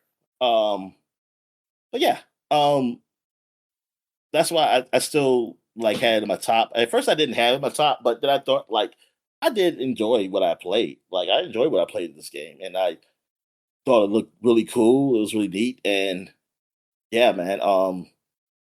Yeah, this is like, it's one of those top games of last year that yeah, Yeah. it stood the test. Throughout the year or two, at the end, that people still were talking about it. All right, so now we're in our top two now. So my number two is Hades 2, the sequel to one of my games of the year some years ago. Yeah. So Hades 2, this time you're not playing as the son of Hades, you're playing as the daughter of Hades. And it does take after the events of Hades 1. Um and yeah, so but now in this story, you are not with your family. Like you have not seen your family since you were a baby, so you don't really remember anything about them at all, really. So you, because your grandfather Kronos has come back to get revenge of what was done to him and his other brothers of the Titans, and he has taken over Hades. And he's like what the god time. He controls time or whatever. And so now you're going back to avenge your family. Your family is, of course, they're still alive. They're mortals, but they you're trying to save them. They're captured basically by him, and you're going to take Tell back and get your family back and be together again with them. You've been staying with darn, I forgot her name, some witch lady in this forest, and so and now you see all these new characters. Like in the first game, I think you saw what's his name? Arc the guy Achilles. Like you remember you saw Achilles, who was a hero of human hero or stuff like that. Mhm. Gods and like a hero of the gods and the people, whatever. And this one is Odysseus. Like, because like first I kept thinking like Odysseus was the guy for the last game, but then I had went back to Hades 1. I was like, oh no, it wasn't Odysseus in that one. That was Achilles. Um, then you see some other people, because some other people that you like Nyx, you don't see. Um, in this one. I mean, you probably see her like in some other status, like in the game, but she's not the regular you see. You see other like other people, other gods, like well, like yeah, other like semi gods, like I mean, they're not demigods because they're not human, but they're not the top gods, but you know of them. And Yeah. I can't think of all their names right now, but like I know one of them is what's her name? The one of chaos. Her freaking name. Oh well, no, not chaos. I'm sorry, not chaos. Let me see. Characters of Hades 2.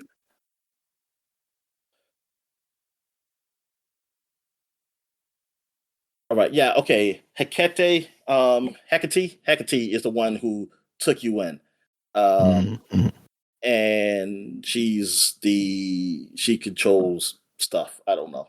But like she then you got Nemesis who is like a person you always see. She's kind of a little cold to you.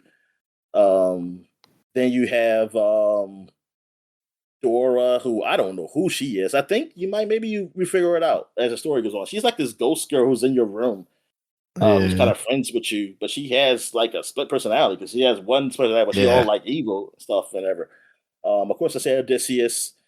Then you have you meet Moros, who is like the why is it they just take me to pictures? I don't want a picture. I want this like actual thing. He's the like Doom. Yeah, he's like Doom, and he's what you see before you die.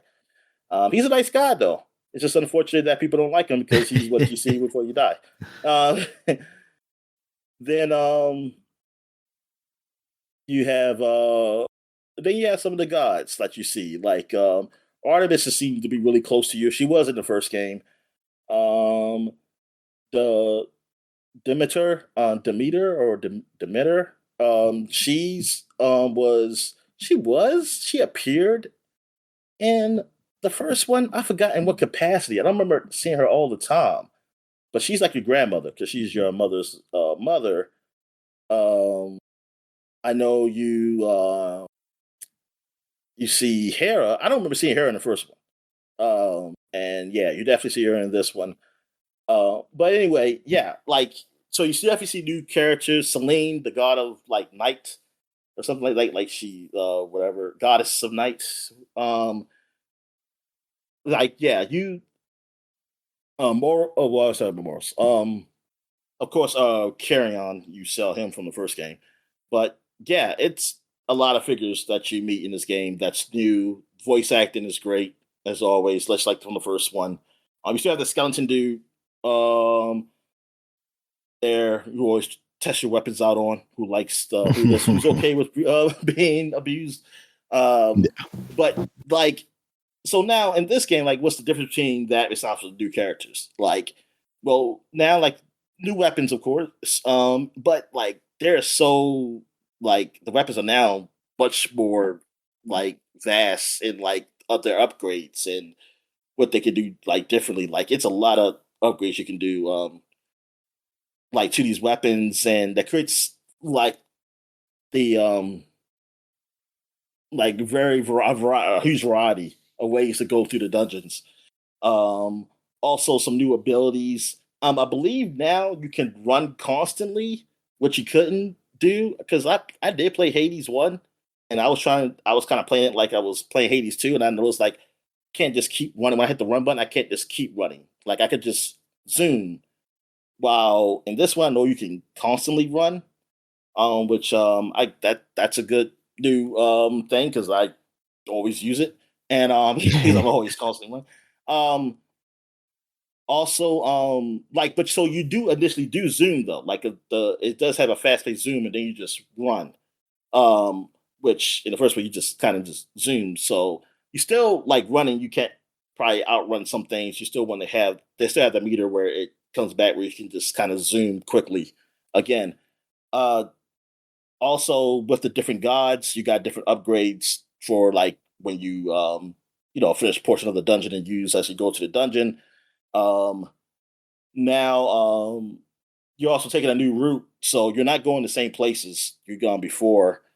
through it. Like you go through some place that's kind of in between the water and hell. I guess I don't know what this place is. It almost seemed like a water system, like not really a sewer though. I don't know how would you describe it. I guess maybe I don't know, but it looks weird. Like it's supposed to be a place, I guess, in between. Like I said, hell and the ocean, like and that's where you fight the sirens, which is pretty fun, like pretty cool, and like a cool song. They be singing while you fight them.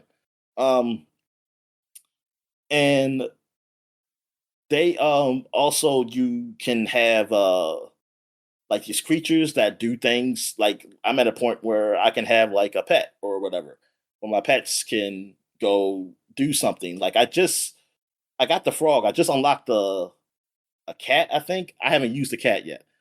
I know the frog is able to get these souls for me, where I don't have to put these buttons anymore. It can just do it for me or whatever. I'm not sure Mm. what the cat does, so I haven't used it. You also have of course, just I think like in the previous games, like well, no, actually I don't know if just the previous games. I know you did some with the tarot cards. I want to say, I mean, that wasn't in the game before. No, but like they also add um things to your like to your runs, like things that help you on your runs. And then you have, I mean, it's just so much. Like it adds so much to this, and like it creates a whole lot of variety. And this is not really a huge spoiler. I think you probably noticed. Like you can also go up now. Like you can go up to the Mhm. surface because it gets to a point in the game where there's the gods ask you for help or something, and you can go up through there. So you got actual dungeons up there to go through. So it like this game is like it's a lot there. Like they really improved on a game that was already great, and like I didn't think, like I really honestly thought it was like it's gonna be more of the same, which was fine. It was fine, but it wasn't something like I'm not gonna put it as probably my top game. Like it wouldn't be as high.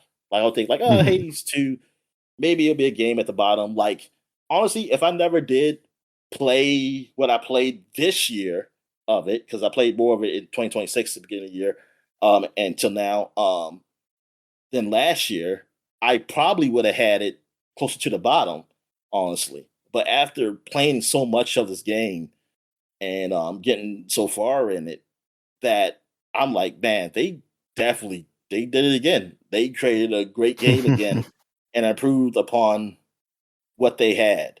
And the story is great. Like I definitely want to go through more to see where it goes from there. And Dad, did that showing the girl who is it Cersei? Yeah, Cersei. Cersei is the one I believe is the one. No, it's not. Well, she don't look like Cersei. This Cersei looks different from the one. No, this is not Cersei. It is not Cersei. Why don't they have her here? Oh, the rest. She's under the rest. Eris. Okay. She's the Strife. There he is. Yeah, that's what I did. Yeah, because she's I get annoyed with her. I get really annoyed with her. That like yeah, Strife. Oh, but there's a Kristen Chaos. Like she's someone who's like the gods, where you see her doing your run, but she causes problems. Like she causes like you want to get harder, but if you get through whatever she says, like hey, if you go through like 2 stages or 3 stages of something going wrong, like half health or whatever, if you get through that 3 times, you'll get something that really helps you though. Like so, it's a trade off. So it's good to look at that. Wow, I'm spoiling the game by looking at just the characters. Jesus, I play a lot of this game, and there's still people I haven't seen yet. Like Yeah. I've done a lot. Oh, just so you know, like beating Chronos the first time, like actually get to Chronos is not it. That's not the end. Yeah. And I always want to know if I was able just to get to Hades in the first one, what would happen? I honestly don't know because the time I beat him, I was kind of went through a lot of the story, and it was the end. Well, endish. There was a little bit stuff after, but Chronos, like, yeah, you will have to go see him again. Um, after you beat him, and you'll know why. Like and it's not like a surprise. It's almost like you knew that was going to happen. Like you weren't going to just kill him because obviously you can't kill a Mhm. god.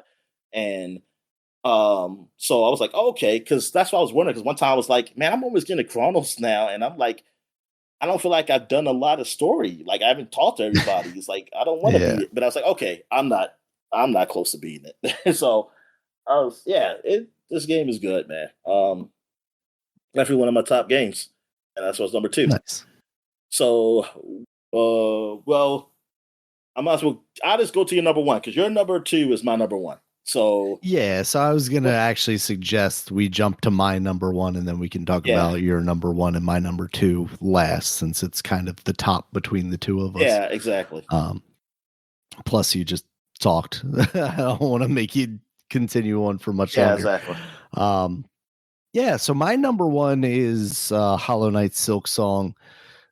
Basically, after the long wait, it's kind of become a joke, when we would see Silk Song again.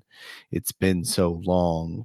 But despite, I think, pretty high expectations, I think this game came out and met them. I think it was kind of a rough year for the game because surprisingly, like, this is a game that I don't really see at the top of a lot of people's lists. It's typically on there if they're a fan of kind of the genre.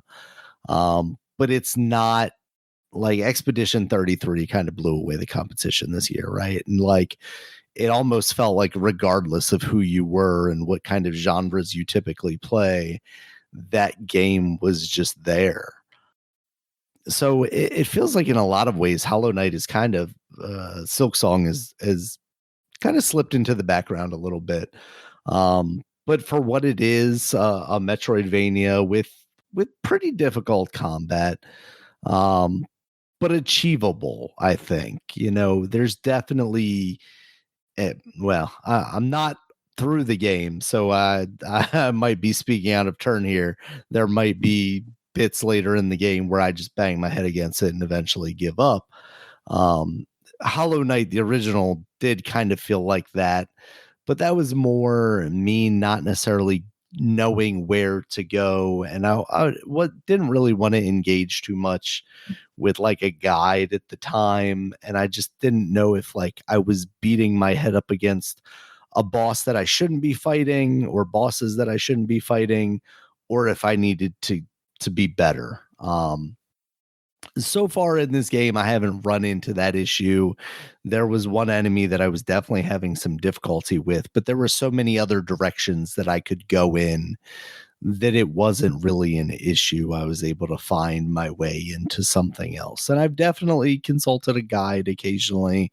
There was one bit where I just didn't understand that I could interact with the background because the background was like a hut, but I don't even think I realized that it was like a building shaped thing. So I didn't realize, oh, there's a door here that I can go up into and then I can get the next upgrade that I needed. Um, but following the tradition of the first game, this game looks like a flash game. It's very flat shaded, it's very large sprites, but I think it's very beautiful. I think the environments that they've designed are still very well done. I think the characters are very distinct in their silhouettes. They're very easy to follow on the screen. I I like a lot, and maybe Hollow Knight had this mechanic, but in this one, I was having trouble with the boss, and then one of my little friend bug buddies was like, "Yo, do you need help? You want me to fight alongside you?" And I was like, "Hell yeah, come on through." And like, it's still a computer player, so they're more just a distraction for the boss, so I can get in a couple extra hits. Yeah, But that was enough for me to be able to get through that. So if they're doing things like that to open up the accessibility of the game, to alleviate some of that pressure of some of these bosses that can be a little more obtuse, then like I'm all for that. Um I've seen pictures of the map for this game, and it is far larger than what I have unlocked, like tenfold, it feels like almost. So it feels like this game is gigantic, which, for me, has its ups, has its downs. But having played this, before, like a Metroid Prime 4, I think really solidified my issues with that game, because I had already had a good example of a Metroid style game earlier in the year by like a month or two, in this game. And this game really set expectations that were very clearly not met, based on what I've said about Metroid. Um, Hopefully Nintendo can take this as an example, and there are several others that we've seen as of late, and maybe get that back on the right track. But this is a Nintendo don't game pay that attention to nobody else. they really don't. They play by their own rules. Um, but I think this is a game that it's going to be one of those games where, like, I pick up and play a little bit here, and I pick up a little bit and play there, and maybe it's like 2 years from now where I finally like finish the game. But I'm gonna have pretty much enjoyed it the entire time that I spent with it. There's definitely gonna be moments where I'm like pissed off that I got killed by a boss, and now I have to do like the boss run where the save spot is like a little further away than I really would have liked it to be, because that is one of the downsides to the difficulty of this style of this game. Um, but for the most part, what I've come across so far hasn't been too bad. I've definitely heard about at least one instance later in the game that is like kind of a bullshit move from the developers. But hopefully that is mitigated in some way by the time I get it. I don't know if they've updated anything or done anything like that. I feel like I definitely heard initially, like maybe within a week of launch, that they had tweaked something to make something, a little bit better or more playable. But yeah, I think this game is, at the end of the day, when I look at all of these games on this list and what I've played, once I'm at the end of this game, or once I'm done with this game, whether I have finished it or not, this is going to be the game that I look most positively at over this past year. Okay. I mean, that's the wrong answer, but that's okay. All right. All right. So my number one game is Ball Pit. Yeah. Ball Pit, which has come to a surprise. Never even heard of it before it came out. Didn't know nothing about this game. It came on Game Pass. I kind of saw some people saying like, "Hey, this game is somewhat addictive and whatever," and I was like, "Okay, let me go try it out then." And what you do in this game is you are a person. It's a top-down game, and you are a person who shoots these balls out. And depending on the characters shoot the balls out different ways and do different things. But basically, you're shooting the ball at a ton of enemies, which are coming down against you. And thing is, they're constantly coming, almost like Space Invaders, like kind of way, and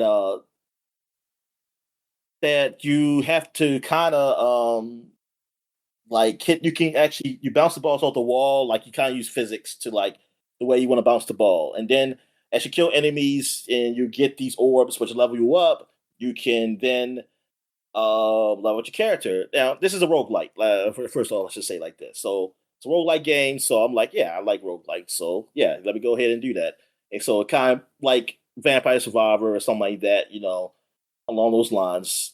Just in a different kind of game like genre, but still a roguelike.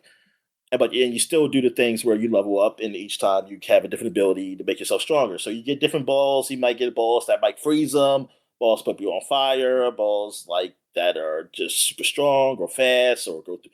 It's like a whole variety of them, and then you can combine them as you can sort of combine those abilities to make a ball that has both of them, and it creates even more variety of balls you can go against them. Then you can also get it where like, hey, your character can be faster, you can shoot your balls faster, things of that nature. And yeah, it just feels so good, like just going through it and playing against the enemies, and then you go to different stages. Now, in between each stage, your runs, either you lose a run or you beat the run, you go up into like this blank slate, which is like supposed to be your town or whatever, because that's where you get to a point where you kind of build buildings and like you're building it. Like I guess the story is that your town has I don't even know why you don't have a town. Maybe your town got destroyed or something, whatever. But a big hole is down there, the pit, I guess, and that's where you go get your materials for your town to help build up your town. So you as you go up, you unlock things, and you unlock things on your runs, and then when you unlock them, you have to have the materials to build them. So then that's where you build certain things. Like you start out building stuff like a farm and stuff. So then also need people to farm it. So what they do is not really Simsish. You shoot the guys that you have acquired that goes into the pit, and you kind of shoot them like you do, like you shoot your balls on the in when you're doing your pit run, and to go farm. Like they go out and grab whatever they can for a limited time, And as the game goes on, you can make it longer. You get more people, so you can unlock more things. And when you want to build up something in your town, you actually have to interact with the building by shooting your people at them. So, like, it's a weird thing, like a weird way of like helping to build your character. Because as you build stuff in your town, it builds up the characters you have to make them stronger when going to the pit. And like, 'cause so like, if you build up something like a school, I think it gives something to you like intelligence. Intelligence, I think it's something with magic. I don't know. Then things of that nature. Like so, then yeah, after a while, you build up stuff. You can build a mine, and how the mine works is that like you put a character in your mine, but you also have to hit them with your people. Like usually only could get one turn per run to shoot your guys up to get resources in your city. It's like eventually you build up like a whole town, like with different stuff, and you can upgrade the buildings. And when upgrading the buildings, it helps your characters. So it creates a whole other game, but it's whole highly addictive, man. And it just like I just put a lot of hours in it, especially at the time of me going through what I went through. I have been going to out of town a lot, and so me having that on the Switch definitely helped. And like I would play the hell out of that game on the Switch. And also it is on Game Pass. So that's how I got to really know the game. So like I was like, yeah, I want to buy this on the Switch. So when I take it away, because I don't know how long I will have Game Pass to be playing it on the Yeah. phone, whatever. So I don't, yeah, I can't rely on that. But yeah, and now that I switched to the Switch 2 version, and it's like, I mean, the graphics, I mean, they look slightly better. I mean, it definitely runs faster. So there Yeah. is something to that. But yeah, it's just so addictive. I just like the going through the whole cycle, and yeah, and actually figuring out what to do in the town, like how to do it. Like there are strategies how to build things faster. I constantly have to move buildings around just so I can use them to my advantage. But then I have to put them back because there are some buildings that are like, hey, they do things in a rotation and they Mhm. produce better if they're connected to another building. They're close to another building. So it's like, oh, okay. So it, yeah, it creates a variety to the game. Like it's not just a Right. simple, like it could have been just a simple, just regular ball pit run, and it could have been like a fine game with that and just level up. But them added that adds more to it. And yeah, who knows what these updates they're gonna have, man. So it's like, hey, we got it. This is like another Vampire Survivor for me. This is another game Yep. where it's a game that I can constantly go back to. It's easy to go back to, and it definitely like fills the void. Like if I just want something quick to play without really delving into, like something too complicated or anything, and just go ahead and play, man. And yeah, man, these guys did it. Like let's say like good on them, man. And this game, yeah, it yeah, that's why it's my top game because this is one of those games that yeah, like I would never like. It's just funny in the days of yore, like and like early probably probably even late 360, like 360 era before. Like these games, I probably would like them, but I probably would never put them as my top. Like I was Yeah. really into the triple A space like of games, and the indie space was like yeah, it's like it was okay. It had to be something like a Castle Crashers to really get me to even look at it, look at them or whatever. Like I just was like, hey, it's not my thing. And but as I grow, like I wanted to just get some variety, do some new things, like see some new games because like I was like, okay, some of these games are a little samey. Let me see some of these indie games that's really different. Like, will I really like them? Let me just try them out. And yeah, they turn like wow, this definitely makes things like to stop the monotony of like certain games. Like I can like between these longer RPGs or action games or adventure games, like doing games like this, man, like in between the time, man, it's like yeah, definitely works for me. And like Yeah. I've seen quite a few of these games now, and yeah, it's cool. So you had this at number two actually, which I was a little surprised you had it so high. Yeah, and it's one of those ones that I haven't spent as much time with as I'd probably like to. Um, but it's gonna have a long tail on it, I think. I'm gonna get back to it eventually, and then I'm probably not gonna stop playing it for a while. I had some difficulty, like I don't love the idea that in order to progress down to like the next level, I had to beat the game or beat that level with two of my characters. Because I feel like, Oh, I and think you maybe do it it's for just more. You got to do it for more for after later levels. yeah I later levels. believe Yeah, that. Um, but and maybe that's, like where they need more content versus like trying to lock me behind stuff. But since I haven't gotten to that part, I'm still just kind of messing around with the beginning levels. And to your point with like building the stuff and having that town in between the gameplay, it also serves as that thing I like in roguelike games where it gives me the ability to upgrade my characters so that my next run might be easier. Um, or unlock new characters that might make my run easier. Like I haven't been able to beat the first level with the knight, but I was able to do it with the red guy who looks like an old Robin Hood or whatever. yeah, Because I think he starts out with like a bleed effect or something on his weapon. Um, and there very much is kind of an RNG element to it. Like, what upgrades do you get? Um, I haven't actually gotten back to it since I started watching some of like the more strategy videos because initially I was a little disappointed initially because I wanted more of a brick breaker game where I'm trying to volley the ball back and forth or yeah, the ball back and forth more actively. And I felt like, oh, it doesn't really matter if I miss it, it's just going to bounce off the back wall and then I'll, go again. Um, but when you realize, like, oh, if you actually do actively, quote unquote, catch the ball, you're in the way of the path of the ball, then that allows you to shoot quicker, which does improve the strategy and improve your ability to, get the more balls onto the field to knock out more enemies. So once I started playing it in less of a passive way, it started to feel more engaging there. Um, and like you said, as you progress and you get like this upgrade, and then you're able to combine those much in the same way that Vampire Survivors similarly had that element where you get these like mega evolution kind of things.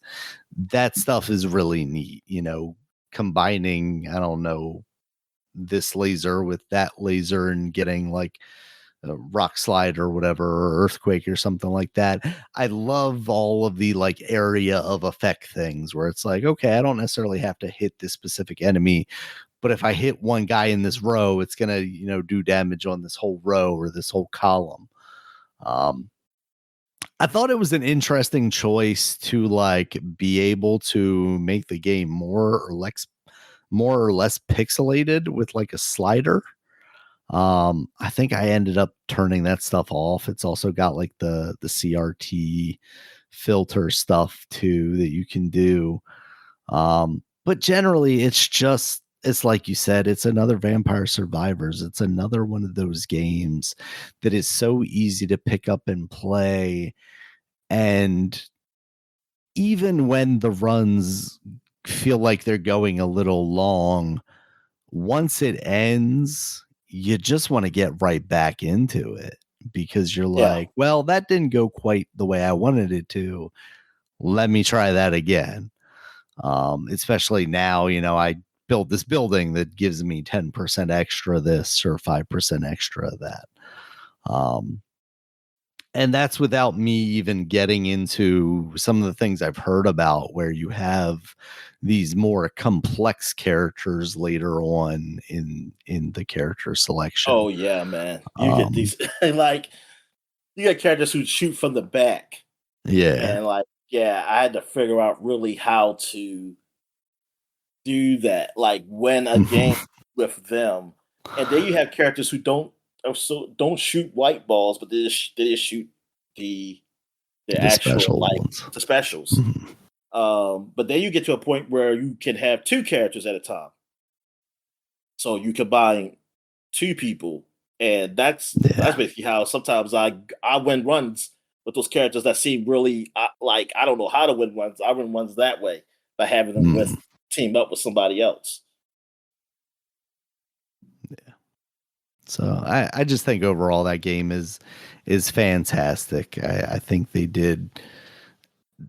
nailed it. I don't know if they learned from Vampire Survivors or if this game existed, was being developed alongside that and they didn't really know about Vampire Survivors at the time, but it feels pretty heavily influenced by that. Like they saw, okay, let's take some of this classic gameplay and apply it to a roguelike, and let's make sure we have these engaging combinations and things that are going to keep the players coming back And you to have a keep choice. trying. Unless the character is something specific.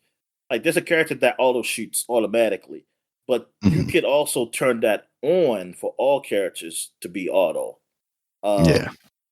To like if you like, because yeah, and that actually creates another strategy within itself, like a different type of game. Because um, because now the thing's auto shooting, that means you have to just know where the ball is if you try to catch it, Right. whatever.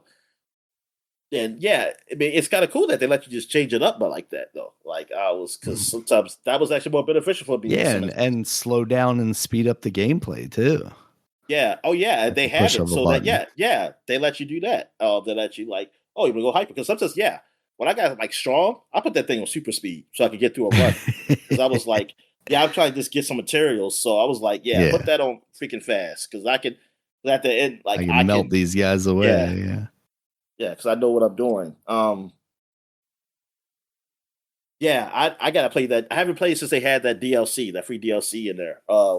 So I haven't tried that out yet. Mhm.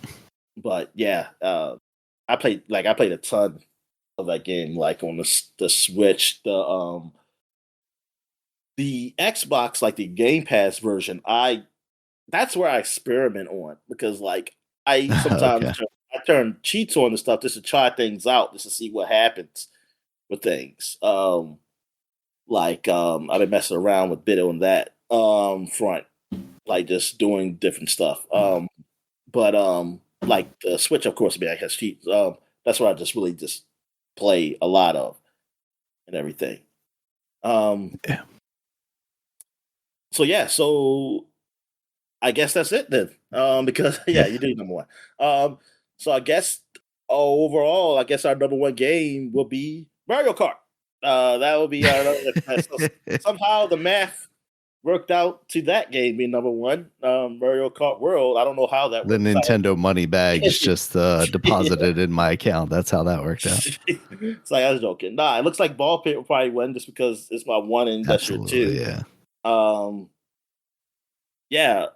that'll be SupaPod's number one game, Ball Pit, for 2025, and it's actually a game we played, Yeah. so it's not even. It And seems appropriate.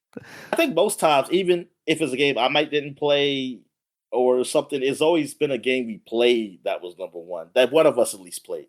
Yeah, usually. The Yeah, so now I guess we just get to a couple of our what's the word is it? I'm looking for Honorable mentions. Yeah, honorable mentions that we had that we didn't say on the list, but games that we did like. So I guess I'll go with one of mine's, which was I think it was one of the what you had. Ghost of Yotai was an honorable mention for me.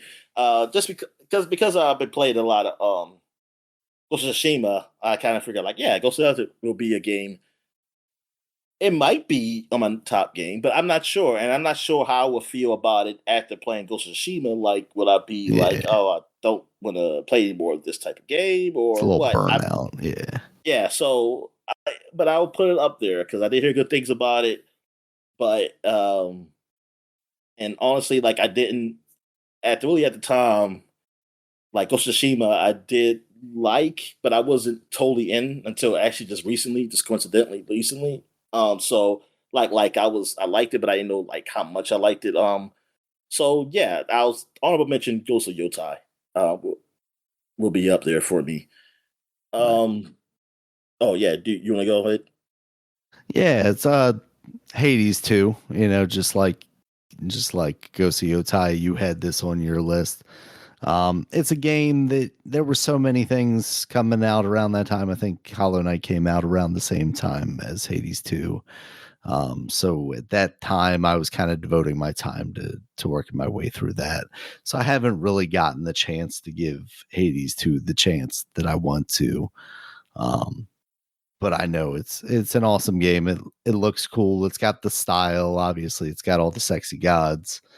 And it's got that same style of gameplay as like Ball Pit, right? Where you just okay, I'm ready to get back into another run. I'm gonna Yeah, talk to exactly. these people real quick in this room, but really I just want to get back to it and see if I can how far I can get this time, what powers I'm gonna end up with, and who I can take down before they take me down. I also have honorable mentions. Another game on your list, Marvel Cosmic Invasion. I did really like that game. I mean, it's definitely fun. Like just like the other two games, Teenage Mutant Ninja Turtles and not Ninja God. I'm sorry. And Streets of Rage 4. Yeah, Streets of Rage 4. Yeah. And like it definitely gives that feel of nostalgic of like beat 'em up without by being also new, like a new game, and that Marvel element to it. Yeah, that's cool. Like what they did license, like what they did with Ninja Turtles. It's just like yeah, you did something cool with the license. That's simplistic, but very but in a simplistic way, but very engaging and like well done. Like it's not done in like I guess basically phone games.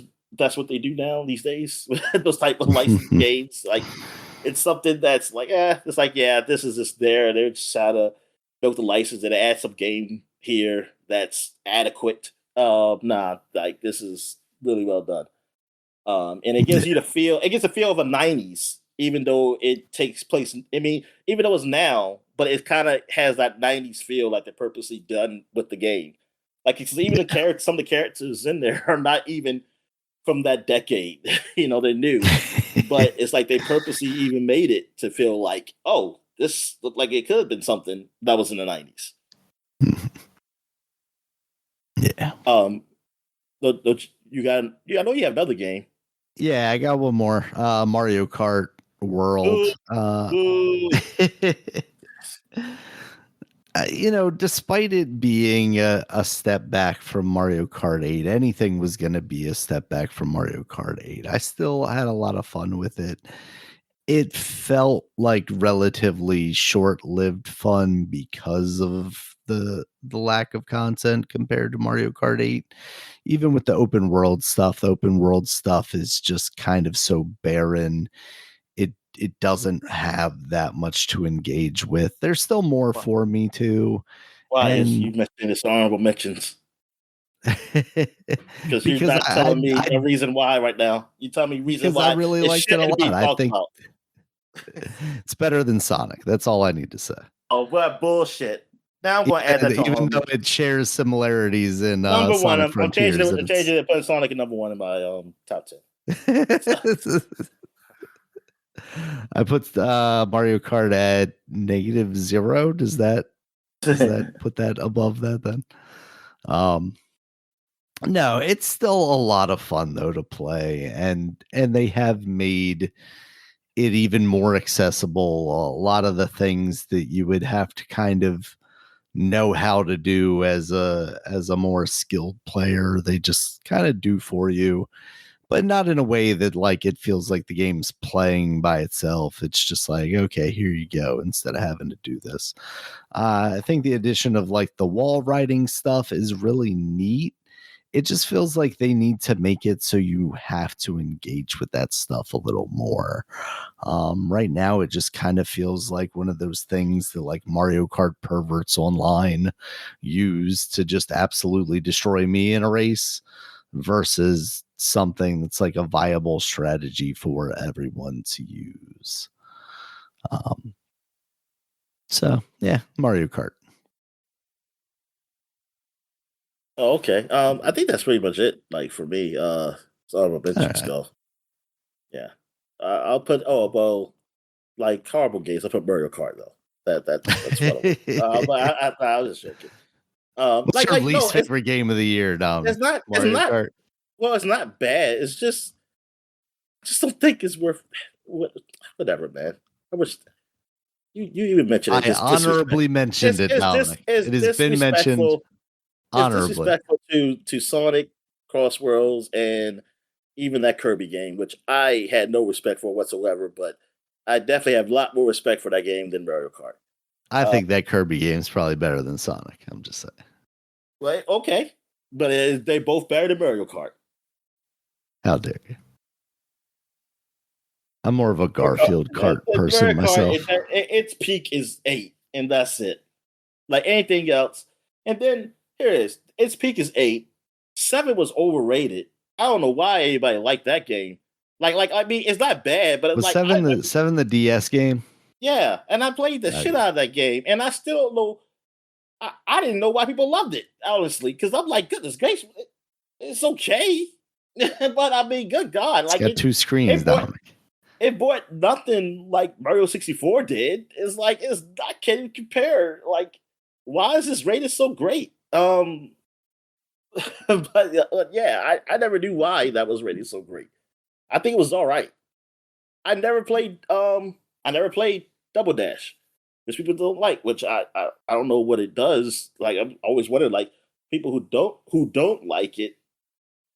I'm like, what? Damn, what did it do? Like what did it do? I think there were a couple of problems with Double Dash, right? I think the first thing is I think Double Dash is where they first introduced different style carts. You know, you were no longer using just the generic kind of pipe frame cart. I don't understand the carts, honestly. Like the different style. I think that's what was 7. Like I don't know the benefit of having that many tires.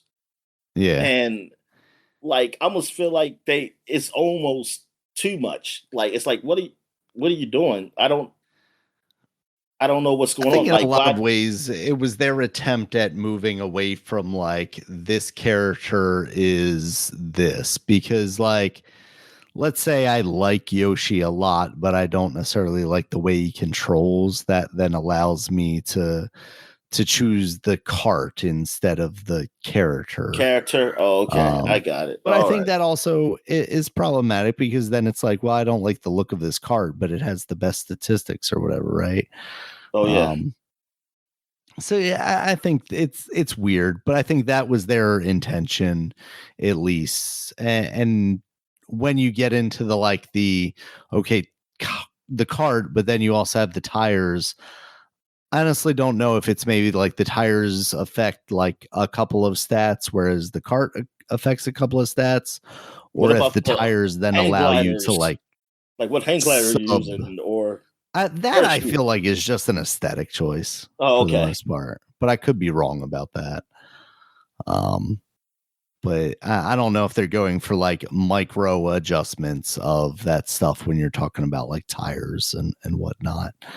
Um, that might be all stuff that the people that are like playing Mario Kart online constantly are worried about. It's like I can only use this character with this cart with these tires because that is the best combination in the game. And if you don't use that, you have no chance in hell of coming in first because this character will bump this character and you'll get a this many seconds start off the line and all that kind of nonsense. Right. See, Dominic, So depth. that is the end of our Game of the Year podcast. We're coming at the end, Yeah. yeah. So thank you guys for listening. You can check us out. Our regular podcasts usually come out about weekly. Sometimes we miss a week here or there. We aren't as consistent as your regular video game podcasts. We're not exactly video game journalists, so this isn't paying the bills. But we enjoy Well, doing it. those other guys, some of those most other guys aren't either. And that's why they're getting fired by IGN. How dare you, Dominic? No, I ain't talking about them. I'm talking about like the Okay. podcast. Well, Well, most of don't them, tell people those people are more dedicated than us, even though they don't get paid, Dominic. they do get paid. They do No, get they're just paid. not paying the bills. Yeah. They're getting paid. They're just not getting paid enough. I get it. So yeah, thank you guys as always for listening. You check us out on Twitter, Dominic at DStalworth5. I'm at Regulus MB. You can tell me how awesome Mario Kart is there at SupaPod, SUPAPOD. Make sure you tag Dominic when you tell me how awesome Mario Kart is. You can check us out on Bluesky. I feel like I'll get more replies on Bluesky about how awesome Mario Kart is, Dominic. I feel like that's a Bluesky take. Oh, Whereas it like definitely is. a Sonic transform take is definitely a Twitter take. Like the only like Take I that like as Blue well. Sky. It's just that it's a echo chamber of goodness that I Yeah. don't like that. I say goodness. I say good. In But this world no, of shit, I'm it's not I'm not unbelievable. I'm not I'm not gonna say that because I mean but it's an echo chamber of people with very, very, very similar opinions. I mean there I mean, yes, there are some things I did look that some people actually had something different, but I mean, I get it why, like, why people left like Twitter. I mean, shucks, I definitely understand. Um, it's just that it's all the same people that left. Is that so? That's kind of Right. that's what sucked. But it's um, like it's okay to have arguments, just don't be nasty. Like it seems like that's what things with Twitter. Sometimes it looks like it's an okay argument, and then somebody, I guess, they get so angry.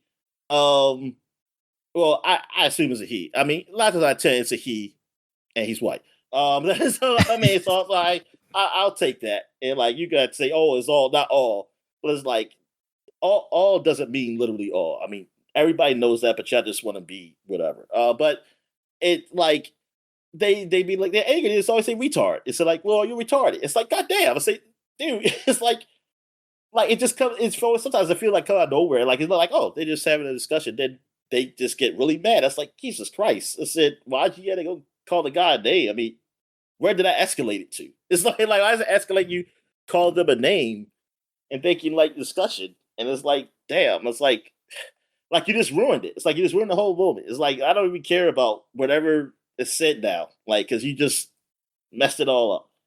But Bluesky, I do like sometimes, but I make it easier for me to get to know about certain news, like even real news or like gaming news, because I don't have to go through all that shit, and I could just see like, okay, this is what happened and whatever.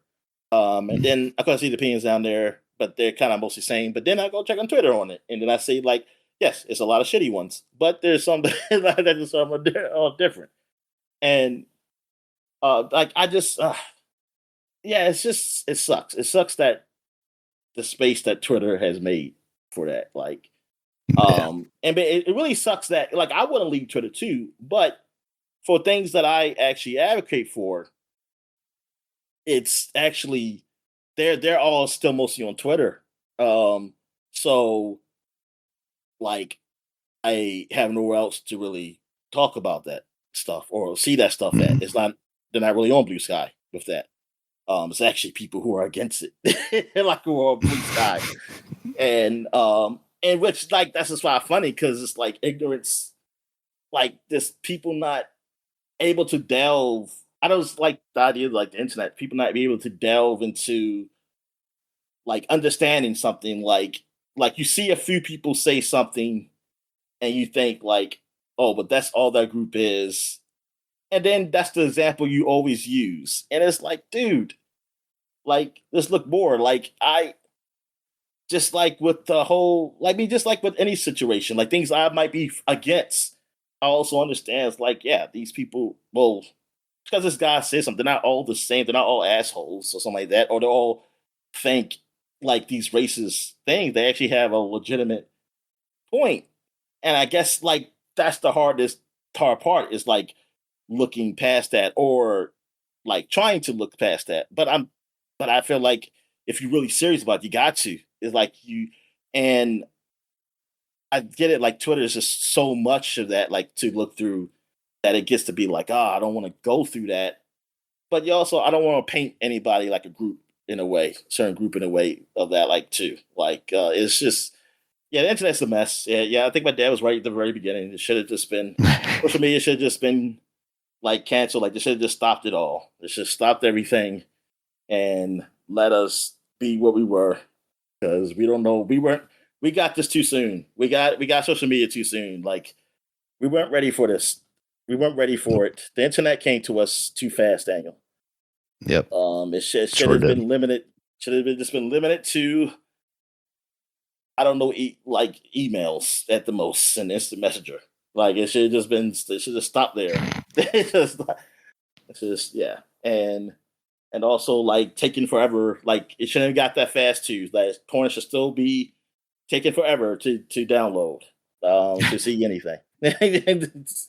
All right. All right. Yeah. So that's it. Yeah. Yep. With that, superpod.com, you can check us out there as all of our previous podcasts, as well as links to all the places you can find us, including iTunes or YouTube, where there's a video version of this podcast, as well as iTunes, YouTube Music, Spotify, Amazon, all those places that you can find audio podcasts. And until next time, guys, talk to you later. All right. See you.